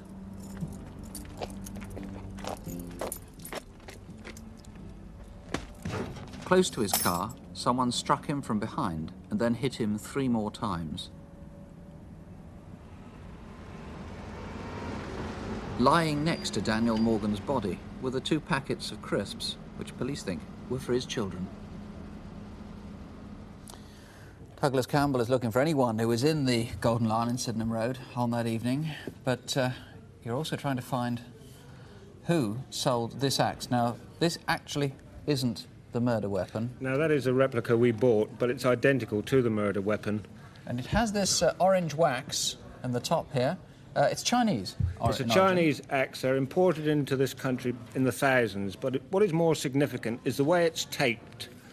It's got 2 elastoplast on the handle. As though to be gripped, like that? That's right, as if to assist the grip or to stop the perspiration from somebody's hands, allowing it to slip. I would ask anybody who saw that axe or sold it in the days leading up to the 10th of March, or who saw it with the plaster on it, to let me know. It might have been left in the back of a car or in the boot. Now, you have a photo in your possession. You're trying to trace the subject. Yes, we have a photo of a young lady. It came into our possession, and 6 weeks into the inquiry, we're still unable to identify her. She may be quite irrelevant, of course. Might have nothing to do with Danny Morgan at all, but I would ask the girl to come forward so at least we can eliminate her or know exactly who she is. And a watch was stolen? A Rolex watch was stolen from the deceased body. Right, identical to this one? It is, a Rolex. OK. You believe that somebody must know, even though this could have been a loner attack, you believe somebody either knows or suspects? Well, in all major crimes, I feel that obviously there's the killer or the criminal, but there's always some other person who suspects that that person is responsible, and I would ask that person, in this case, to come forward to help us solve this brutal killing. All right, well, the number to call here is 01811 8055, 01811 8055, or you could call the Metropolitan Police at Sydenham on 01697 9212. That's 01 if you're outside London, 697 9212. Incidentally, could I appeal to a woman who rang a few minutes ago in some distress about the burning of the gun shop owner, Alan Bray? She clearly has some information, or believes she has. Please do call us again. You can ring on any of our numbers. Please do call again and ask to speak to the detective in charge of the gun shop raid. Sue? Well, do bear with us if you're having difficulty getting through. Please keep trying. You'll find alternative numbers on CFAX if you have that. That's on page 186. But if you can't get through, you can call your local police, or if you'd rather not phone, do please write to us. It's Crimewatch UK, BBC TV, London W12 8QT. We'll be back with Crimewatch Update at 11:30 to let you know about calls we've been receiving. If you can't stay up to then, David Hatcher and Helen Phelps will be giving details of calls received tonight in BBC's Open Air at 12:05 thereabouts tomorrow. Do bear in mind, we've brought together crimes that happened in different places and over many, many weeks. Serious crime is a great deal more uncommon than we make it seem here on Crimewatch, so please don't have nightmares. Do sleep well. Good night. Good night.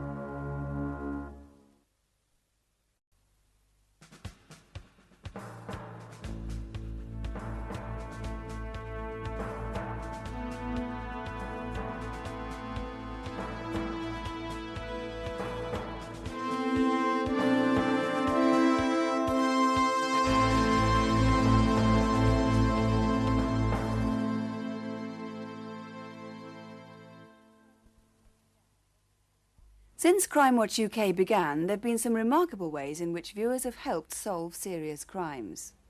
Now, in Crimewatch File, we shall be telling some of those stories. The investigation which is the subject of our first programme made criminal history. The detectives themselves have taken part in our reconstruction of their inquiry, and where necessary, other people are portrayed by actors. Some details have been changed to protect the identity of witnesses, but otherwise everything you see in the film that follows is based on special access to detectives' files and on evidence from eyewitnesses, forensic scientists and the courts. Hoddesdon and the village of Broxbourne next to it are right on the border of Essex and Hertfordshire. In spring 1985, a chance discovery outside a bungalow called Emerald set off an extraordinary chain of events.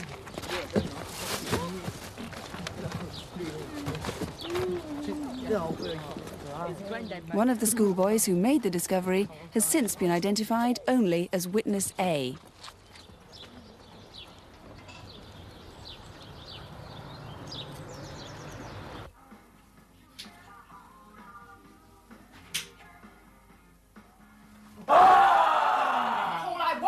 Out of the house. Just throw it away. It's revolting.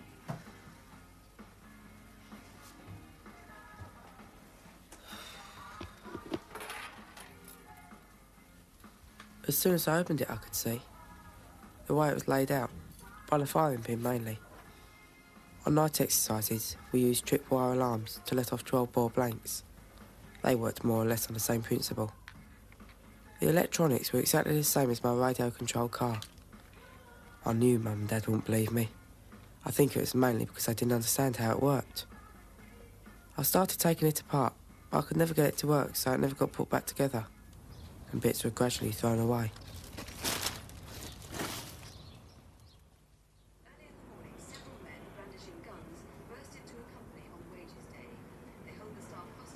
And then they try to ambush the security van when it arrives. We've reconstructed their most recent raid, where this time they did succeed and they got away with £90,000. Imperial Cold Stores was a depot for hops en route from Kent to breweries in the Midlands. Friday was wages day.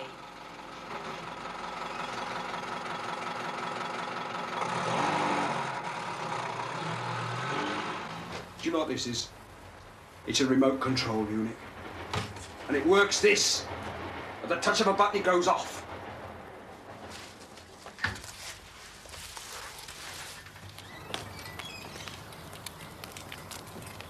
You open this bloody door! I can't open your bloody head off! I can't open it! And also of a son born this year. Derek Hutton is Labour's deputy leader of Liverpool City Council, which, in case you hadn't heard... Do you know what this is? It's a remote control unit. And it works this. At the touch of a button, it goes off. Mum! Mum! Mum, can I have a look at this? What are you going to do? all made up some tea. Get him out. What are you watching? It's Crimewatch. You must have taped that as well. Blow your back out, understand? Hang on, I'll rewind it. It's a remote control unit. And it works this. At the touch of Look a there, button, it goes it's that off. bomb thing, you know. Like the one I found. It is, isn't it? Will you let me ring him up? Go on, let me ring him up. No, just play the tape, Paul. Let's watch the programme before you get overexcited. On the night of the programme itself, I think we received somewhere in the region of 60 to 70 calls at the studio. And it was probably 2 or 3 days before I received a telephone call from Hoddesdon Police, who told us about this young boy that had told them he had found an identical device in a rubbish sack some months before. I don't know if I'll get all the detail of that. Just do what you can remember, Paul. I was a bit sceptical that the lad may have been making the information up, having seen the programme, but he drew the 4 corner posts to the box, which at that stage finally convinced me that what he had in fact seen was the bomb that was used at the Cross and Herbert's robbery. From April 1985, we identified a particular gang from description, from their method, attacking premises early in the morning, taking staff hostage at gunpoint, intent clearly upon stealing the contents of the security van. But in 2 of those offences, an exploding device was used. It was a viable device, although we are not, of course, showing you all of it here. It was indeed fortuitous that the family of this young boy had videoed the Crimewatch programme, and that he, that evening, whilst at random flicking through, happened to latch on to the very point in your film where you displayed this exploding device. And that gave us an address. In fact, it gave us Emerald to concentrate upon. Emerald is in a very desirable area of Hertfordshire. It's in Broxbourne, in a road called Riverside. As far as the local officers were concerned, they had no personal knowledge of either the previous owner or the current owner. As far as the previous owner was concerned, we had a family which had moved very recently to a more expensive house, and we were also able to establish that the previous owner had his own electrical company, which again we thought may be the possible link between him and the explosive device.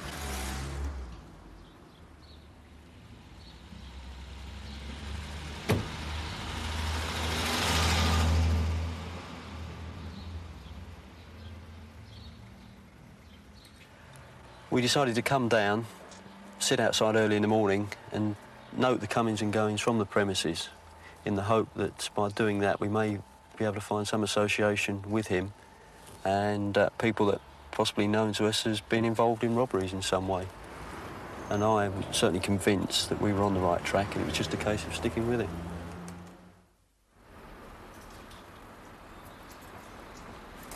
As the flying squad continued the inquiries in London, events in Harlow in Essex added a new and even more serious dimension to the investigation.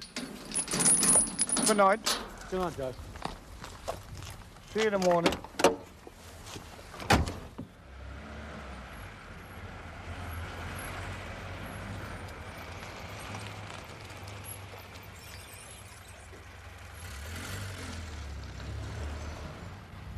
One does take different routes to work, or if a car is behind you for a little bit more than normal, one does tend to go round a block once or twice.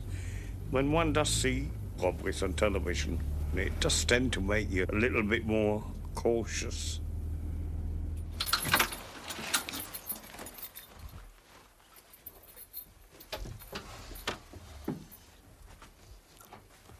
When I came into the room, I saw this man over there and another one behind me with a shotgun. They made me sit in a chair, handcuffed me. And then I saw my wife and daughter handcuffed to the table over there. Can you imagine that there's a knock on the door? They're waiting for, the wife waiting for her husband, Joe, to return. And at 7 o'clock, there's a knock on the door. And when it's opened, in rushed the villains. Balaclavas, shotguns, the lot. That alone must have been frightening. But then to sit Mrs. Symes down and her daughter, to handcuff them and say, we're waiting for your husband, nothing will happen, be quiet. And there's more arrived with guns, must have been very traumatic and very frightening indeed. At first he said, well, you obviously realise what we're here for. And they said, you know, we want you to take us up there in the morning and open the safe up so we can help ourselves. During the course of the night, and prior to the villains leaving the house, they bound Mrs. Symes and her daughter to the bed and gagged them and left them in that state. Mrs. Symes and the daughter find it very, very difficult to talk about their experience of what went on that night. And I don't think they ever will. One of them produced a box with a red light on it attached to a belt, which they said was a bomb, which they could control by, it would be controlled by remote control.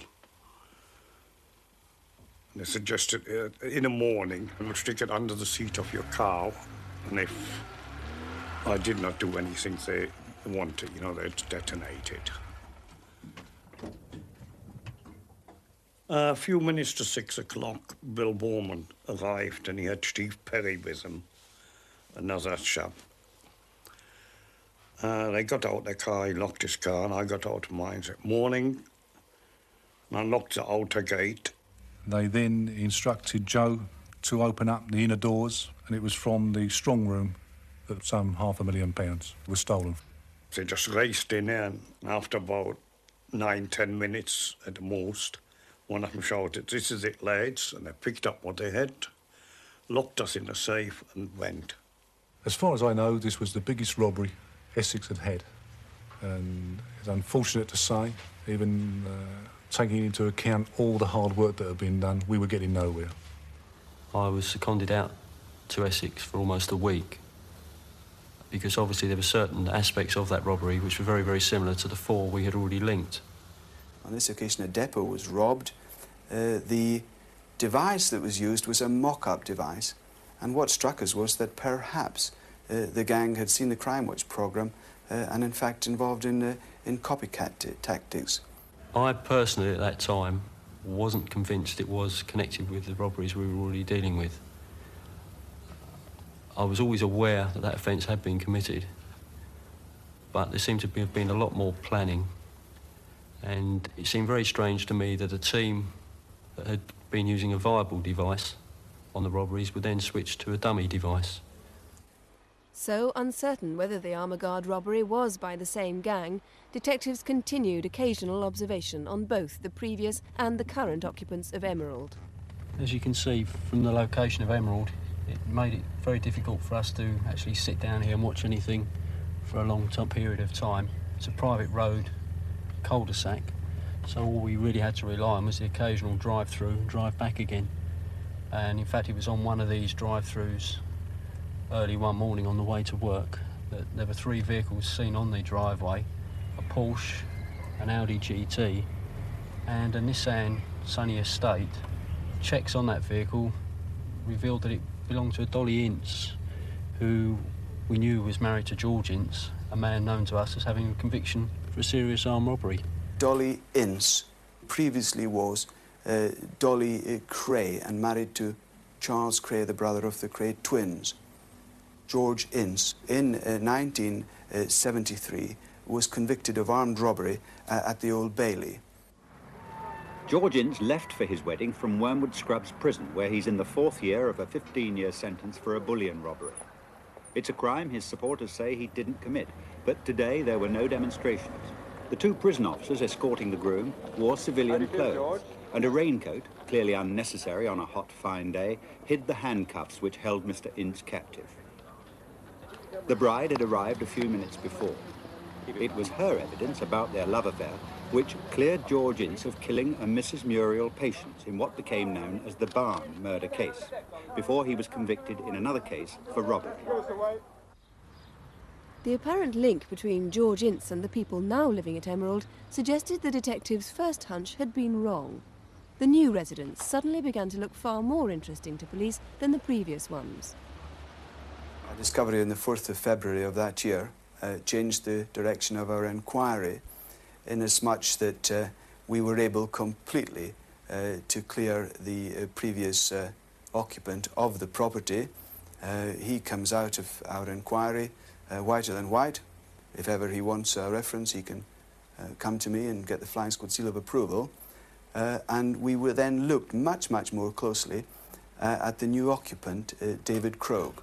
David and Rita Croak, when we looked at them first of all, had convictions for minor shoplifting, and although we could never identify his occupation, we had no reason to identify him as an armed robber. We, of course, could not move at that stage against the Croaks. All we had was mere suspicion, and that is obviously not sufficient in law.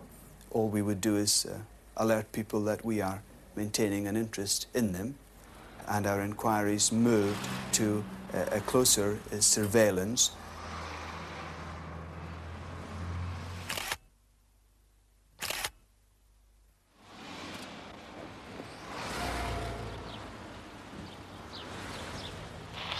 Stand by.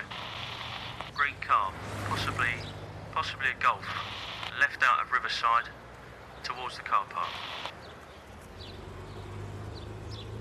Bob, can you get a close look at that vehicle and confirm who's in it? I think target one's the passenger. Can't see who the driver is. When we saw Croak as the passenger in a very expensive limited edition VW Golf, initially we were unable to identify who the owner of that Golf was. I was aware that a man by the name of Donald Barrett was using the vehicle. Now, some 6 or 7 years previous, I had in fact had personal dealings with Barrett when he was arrested for a series of armed robberies. He was subsequently accepted as a supergrass, and I knew that he was at that time out of prison, having been released some months previous. We had to move into a proactive role. Here was a man who was one of the foremost armed robbers in London, clearly capable of committing all the offences that we had linked, and also the armour guard offence.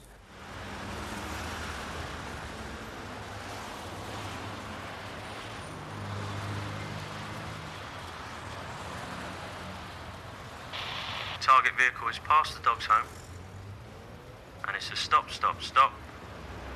And the driver's out of the vehicle. It's definitely target 2.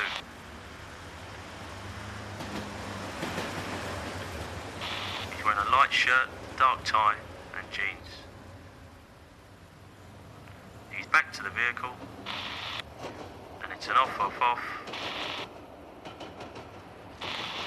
The all units, hold back. I think this is a cul-de-sac. The all units, contact with the target vehicle. They're into the one-way system. They're following the system round. And he's coming out, back towards you. It was on one of these occasions that a team of us took Barrett and Croak down to an area of Battersea, and in fact onto an industrial estate, which we later found contained a security depot, which we believe that they were in fact looking at. From our observations, it was clear that they were planning to rob a security depot called Shield, which is in the Nine Elms area of Battersea. And if they are sophisticated enough and have the ability to attack and rob such a depot, it's fair to assume that in fact they were the team who committed the armour guard robbery.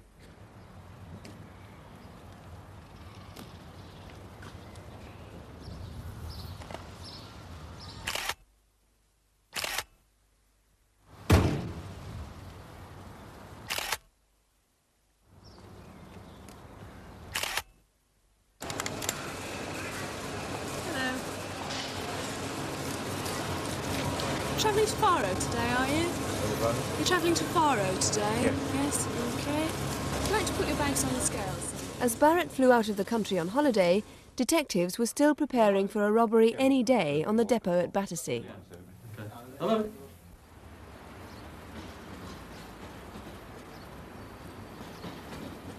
I was out that day really just to have a good look at the depot and the surrounding area.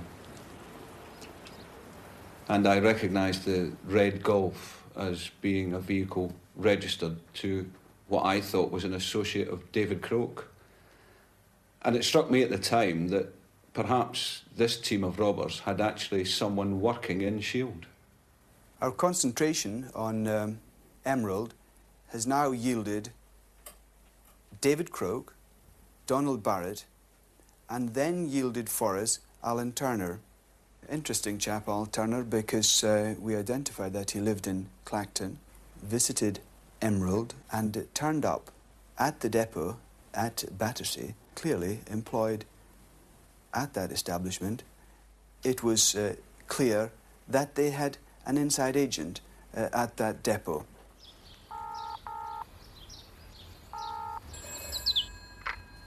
Hello? It's Dave Croak. Listen, if Don rings, tell him the run's on and it's... Double bubble. You got that? Yeah, OK, I got it. I'll tell him. See you then.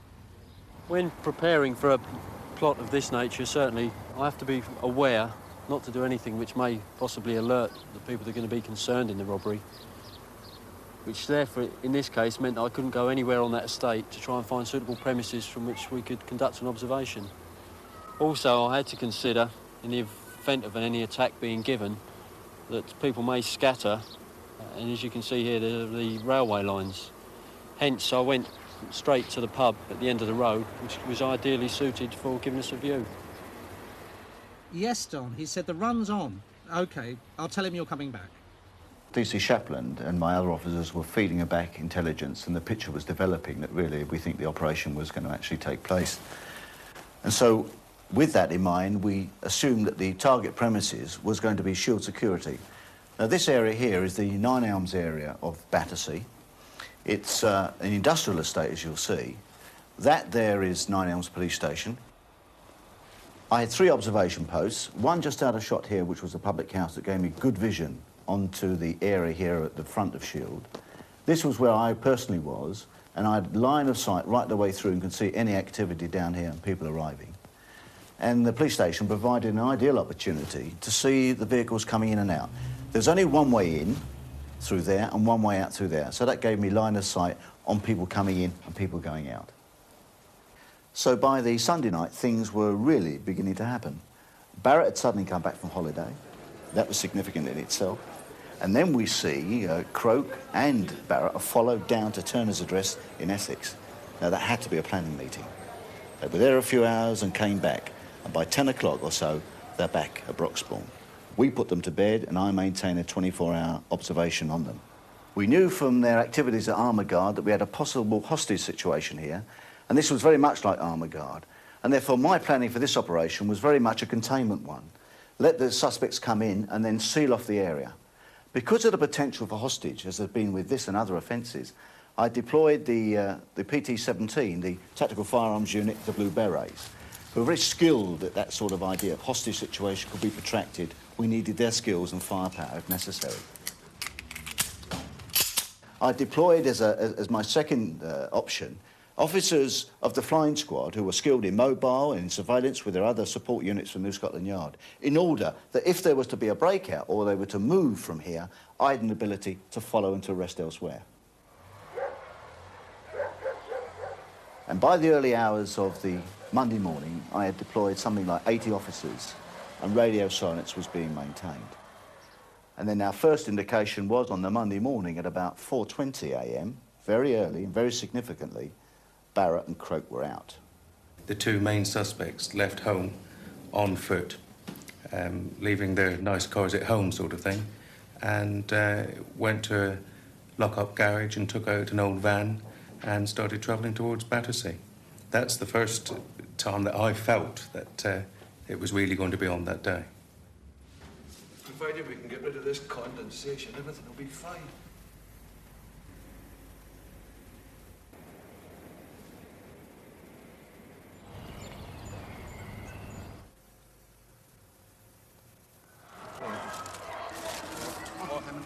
I don't really think I want to eat anyway. So in the early hours of the morning, Barrett and Croak were on their way down, travelling south towards us. Our first real sign of any real activity is about 5:45 when Turner himself comes round here onto the estate. Stand by. Turner's just arrived in his GTI.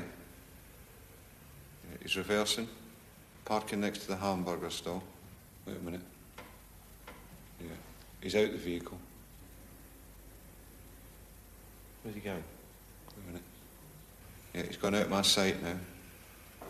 A few minutes later, Turner's co-driver, for Shield Security, was seen through from the observation post to come in and take the same route as Turner and come and park beside him here.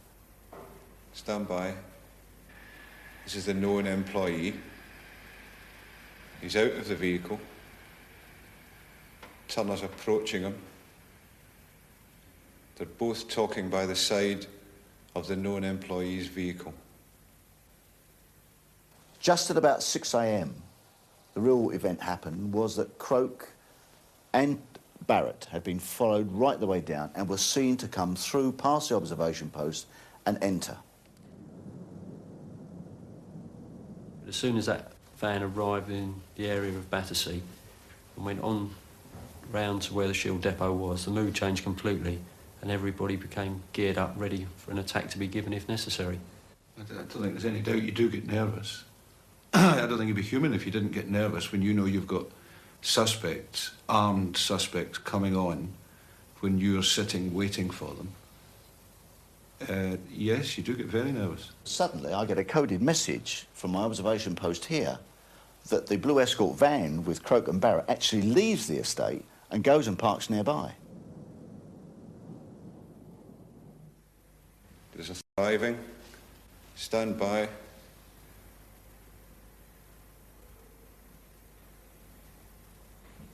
Driver's reversing. He's out of the vehicle.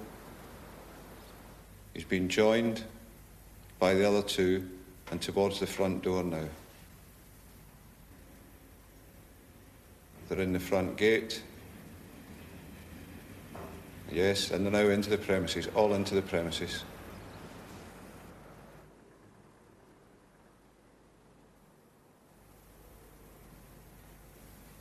The known employee and the known target are out of the premises.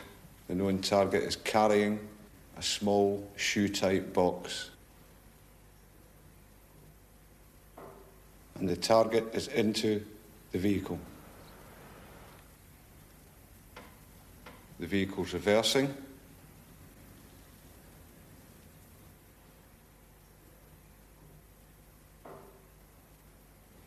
Now off the front yardage, towards Tom, and it's a right, and off. Because suddenly it didn't look as if the depot was going to be the actual target premises. Now that gave me a real problem, simply because I had a vehicle with perhaps a considerable amount of valuable commodity on board, money, cash, gold, and two armed robbers in the near vicinity. You get a feeling of indecisiveness. You don't know, has the job been called off or what? I decided that I would deploy officers that I had, flying squad officers, in the vicinity to make up a convoy to follow the target vehicle wherever it was going to go. All the plans we've made have gone, really, because although we did have the surveillance as a backup, we were 99% sure it was going to be the depot. And then we've got to start hounding round for troops to follow the convoy wherever it was going. Disappointment for me, because I thought we were going to take them at the depot. I really thought they were there to the depot and it was going to be nice. We've got the van with the two guards in and the gold, which is being followed by the van with the two suspects in, which is being followed by the surveillance team. Nobody knew where they were going to go. And I remember thinking to myself as we rounded Hyde Park Corner sort of thing and went up, what's the name of the road? The Edgware Road. The Edgware Road, thank you. Where are we going to go to now? You just didn't know, and it went on and on and on, and there in the distance was the bullion vehicle, followed by the suspects. You're just in the lap of the gods, really, to see what's going to happen. You could be a half a mile behind and still see this bright white van followed by a tiny blue one behind it all the way. Going up the motorway was was a little bit unusual for us because usually a lot of our work is in town. I don't think the blue van had a vehicle in between the security vehicle all the way up. We obviously knew we were at Newport Pagnell on the motorway. We were pulled up on the hard shoulder, probably about a quarter of a mile to half a mile short of the service area, although we were in radio contact with the surveillance officers and we knew exactly what was going on within the area, service area itself. All units, guard out towards the restaurant area. Target vehicle is stationary in the car park. Stand by. Targets 1 and 2, both out of the van and towards the restaurant. You could hear that there had been a meet between the driver of the bullion vehicle and the suspects. Guards into the building. 1 and 2 under control.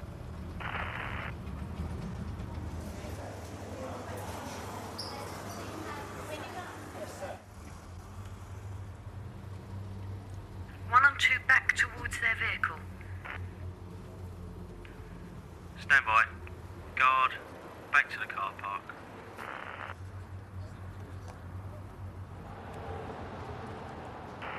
All units, definitely back towards the security van. Once it comes to the moment where they're going to rob the van, I think they get what can best be described as tunnel vision.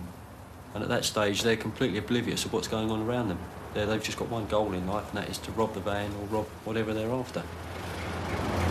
Shortly after that, you could hear that one of the suspects was in fact driving the bullion vehicle and leaving the slip road onto the motorway. Definitely target 1, driving the security van. And it was at that stage that Mr. Grange gave the attack.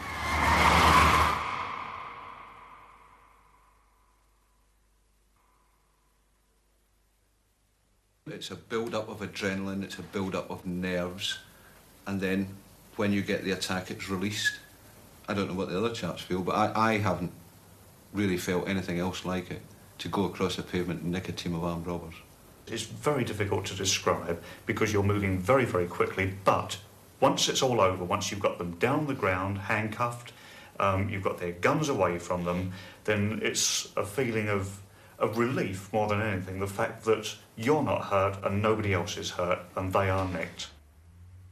When you saw him standing there, he was exceptionally cool, calm and collected. There's no other way to describe him, really. I mean, he seemed the business, I think. Really seemed very professional. And I'll never forget the first words he said to one of the officers who he knew. He said, "Hello, Phil. Nice little chickle you've had here." And that was on the M1 with firearms all around, vehicles buzzing up and down, and he recognised an officer and basically congratulated him for the work he'd done. I then went further back down the motorway to where Croak was being dealt with. And then we made arrangements for them to be photographed and taken into the local police station. By 2 o'clock that day, officers had arrived at Emerald. Rita Croak was just leaving with a shotgun cartridge and a CS gas gun. She was taken to Milton Keynes police station and initially charged with conspiracy to rob. The 2 security guards had been handcuffed in the van during the robbery. One was entirely innocent. The other, Al Turner, turned out to be Rita's son. He was later charged with robbery and firearms offences. David Croak was also taken to Milton Keynes police station and charged with robbery and firearms offences. But attention now centred on Donald Barrett. If police were to find evidence on other offences or to arrest any other members of the robbery team, then it would be through him. The question was, could Donald Barrett become the first person in British criminal history to become a supergrass for the second time? Well, following his arrest, we realised that here we had something very important, that this team were responsible for a whole series of sophisticated and very violent crimes. And the idea he could provide us a link. We asked him whether he would cooperate, and he said yes. Mr. Grange is upstairs. We might as well go up and see him now. Yeah, I'll come back to you later, OK? Yeah. Whilst he was at Newport Pagnell, I, in London, began the process of seeing the senior police officers at New Scotland Yard and the Director of Public Prosecutions to get their agreement. It wasn't an easy decision because he'd been a resident informant, a supergrass, as you would want to call him in the past. Here was an absolute unique occasion of a man who could be taken on board as a resident informant for a second occasion. Never been done before. Right from the start, the arrest on the M1, Barrett showed great concern as to what was going to happen to him. Being an ex-supergrass, where were they going to put him? Where could he go in the system? There were two things that must have been paramount in Barrett's mind. One was how to keep himself safe, and two, the least possible sentence. Also in his mind was that Croak may wish to become a resident informant. He based that on Croak having asked him many questions about how he was dealt with previously as a supergrass. He had to basically, I think, get in first. Barrett had served his previous sentence apart from other prisoners in the supergrass wing at Bedford Prison. But he knew that he could only get that protection again if he were to have the same status. It's clear that he was going to go to prison for a long time and would be rubbing shoulders, perhaps with people against whom he gave evidence in the past. Those people would, without doubt, take his life. Donald Barrett could never live through a prison sentence. He wouldn't even get to trial. From a special incident room, 12 detectives began to re-investigate the offences and criminals Barrett was telling them about. Certainly the first 6 months of the inquiry were the most intense. From Dick and my point of view, we were continually in and out of this room, which we endearingly call the bunker, into the unit next door where Barrett is kept. Ironically, that was the same special unit Barrett had been in 8 years before. Including the Armour Guard robbery and the one shown on Crimewatch, Barrett admitted his part in 11 crimes, worth £1.4 million. On one occasion, the gang had restolen some of the Brinksmat gold. They threatened people with explosives and doused a man with petrol. Among 13 other people arrested on Barrett's word was Glenn Armsby, who lived with Rita Croak's daughter and was the third member of the gang who'd held Joe Symes and his family hostage. George Ince was arrested and held for a number of weeks before all charges were dropped and he was released. His wife, Dolly, never featured in the police inquiry. You get to the stage where the information concerning the offences have run out and you're left with what to talk about. Personally, I found it was quite easy with Barrett because he's been around for a long time. Then again, so have I. And we had a lot of mutual criminals in common that we could talk about. There is a very real danger. It's described as the Stockholm Syndrome, where the hostages and the hostage takers get so very close. In this case, we have got the prisoner and the police officers. There's a real presence about him, and almost like a caged tiger in many ways. But for all that, we're able eventually, over a period of time, to work together very effectively. The detective officers who have the investigation of the offences do not have the care and custody of the supergrass. In fact, the supergrass is looked after by uniformed officers who work under strict Home Office guidelines. The way that the courts treat the evidence of a supergrass, quite rightly, is very sceptically. And we then had to set about to corroborate all the aspects that Barrett told us about. And that took us all around the country. It took us to France, took us to Malta.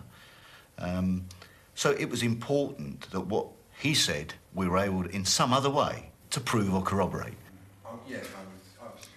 David had gone out to Malta after Armour Guard. Someone called Victor looked after his flattened boat. The boat was originally called Armour Guard or something like that.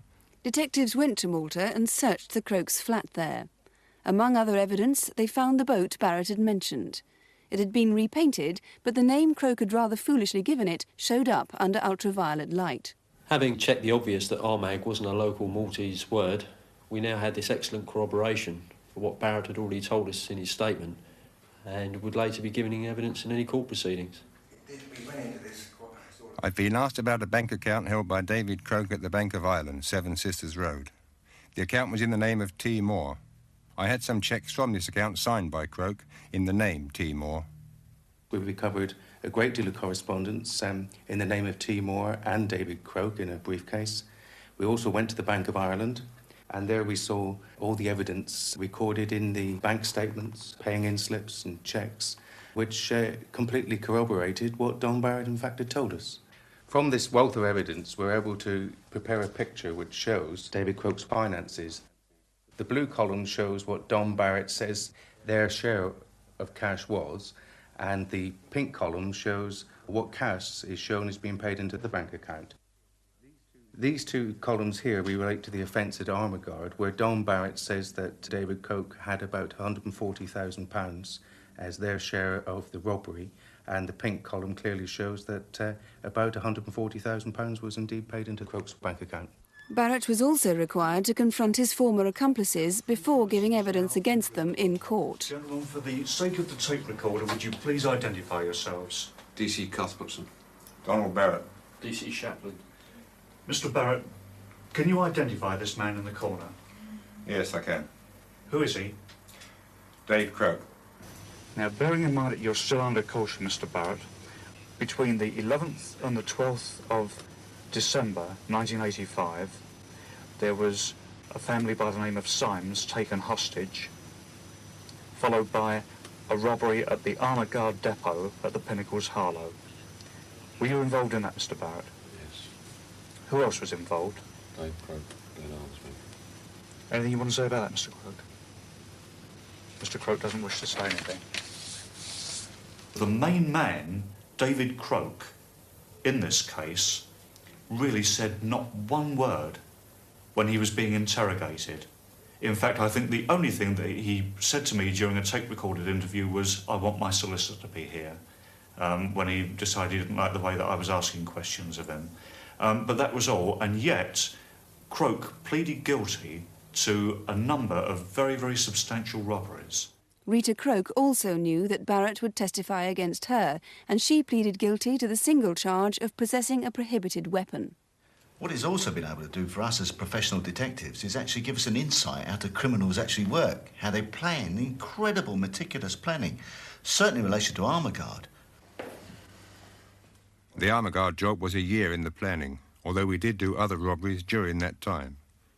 I went there in a vehicle with Dave in the boot, with holes in it for him to see what was going on. We used a Honda van with boxes in the back.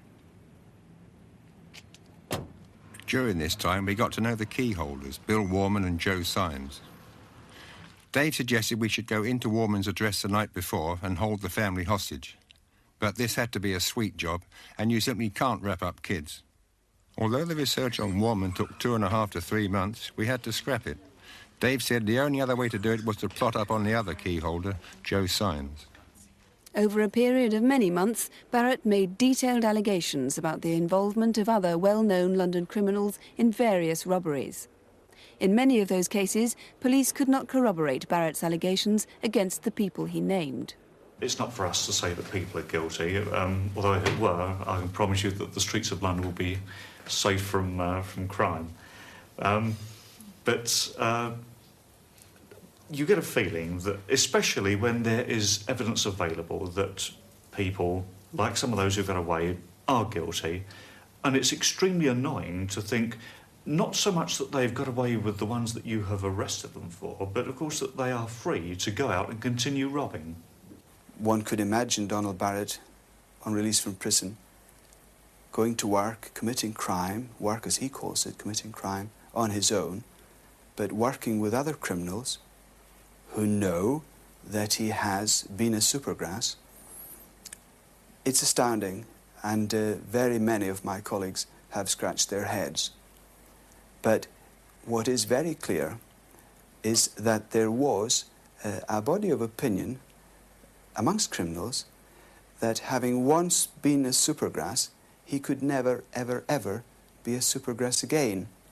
And they felt that in this case, that he was safer to indulge in criminality with than any other criminal.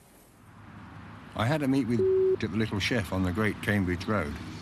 I'd known since 1979 in Maidstone. He said that if I ever informed on him, he'd plot up on me and kill me. He agreed to work with me and we discussed the job.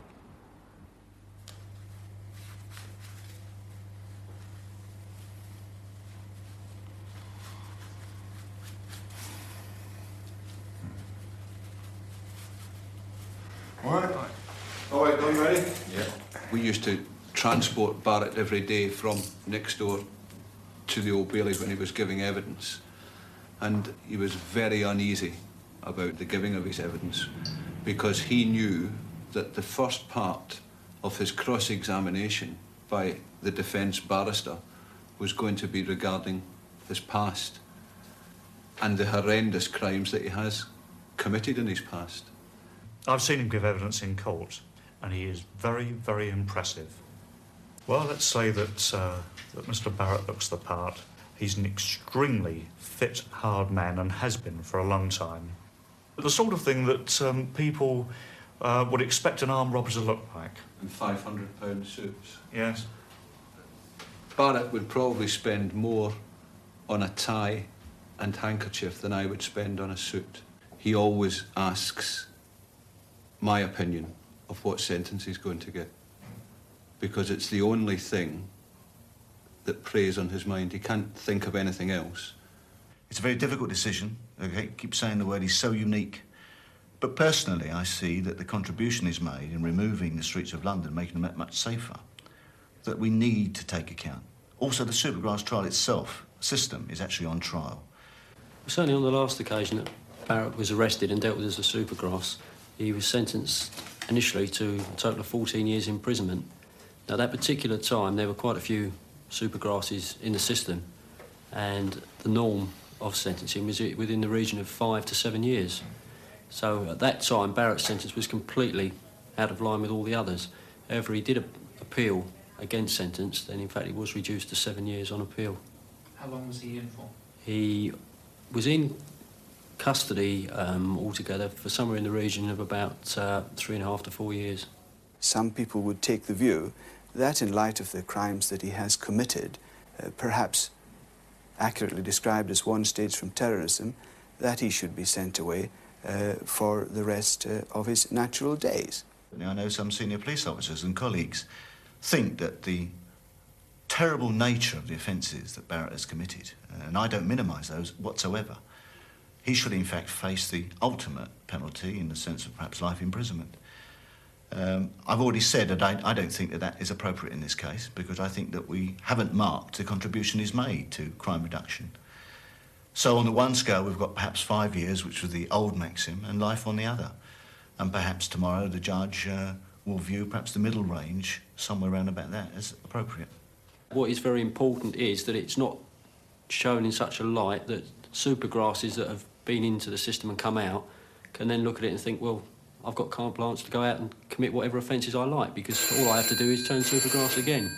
I think credit has got to be given, and it's got to be seen to be given, so that other people will do it in the future. In the dock at the moment are Mr. Croke and Mr. Barrett, who've been listening intensely to what's been going on.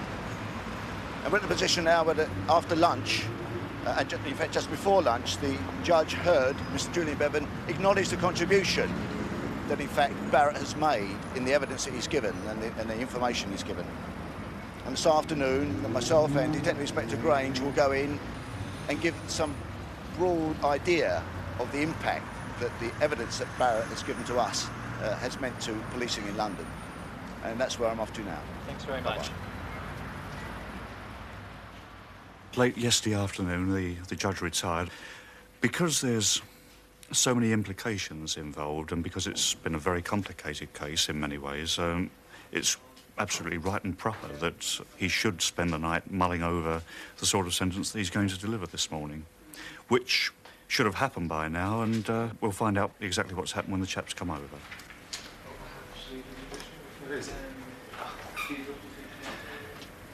What's your poll? Good result. Well, what happened? The judge has had a sale. Croke, 23 years. Housekeeper, Yep. Resident Sergeant, contact front office, please. Barrett with 50%, no, not 50, 25% reduction, 16 years. 16? All in all, I think it's a fair result. Yeah, it's, I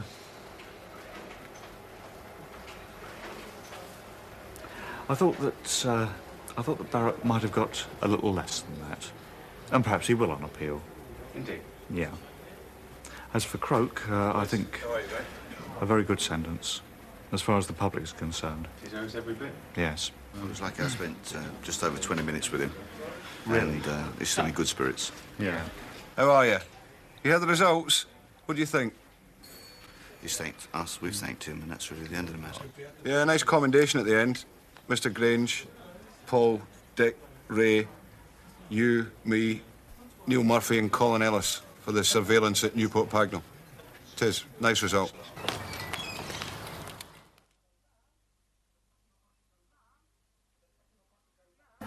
The touch of a button goes... Mum! And the driver's out of the vehicle. It's definitely target 2.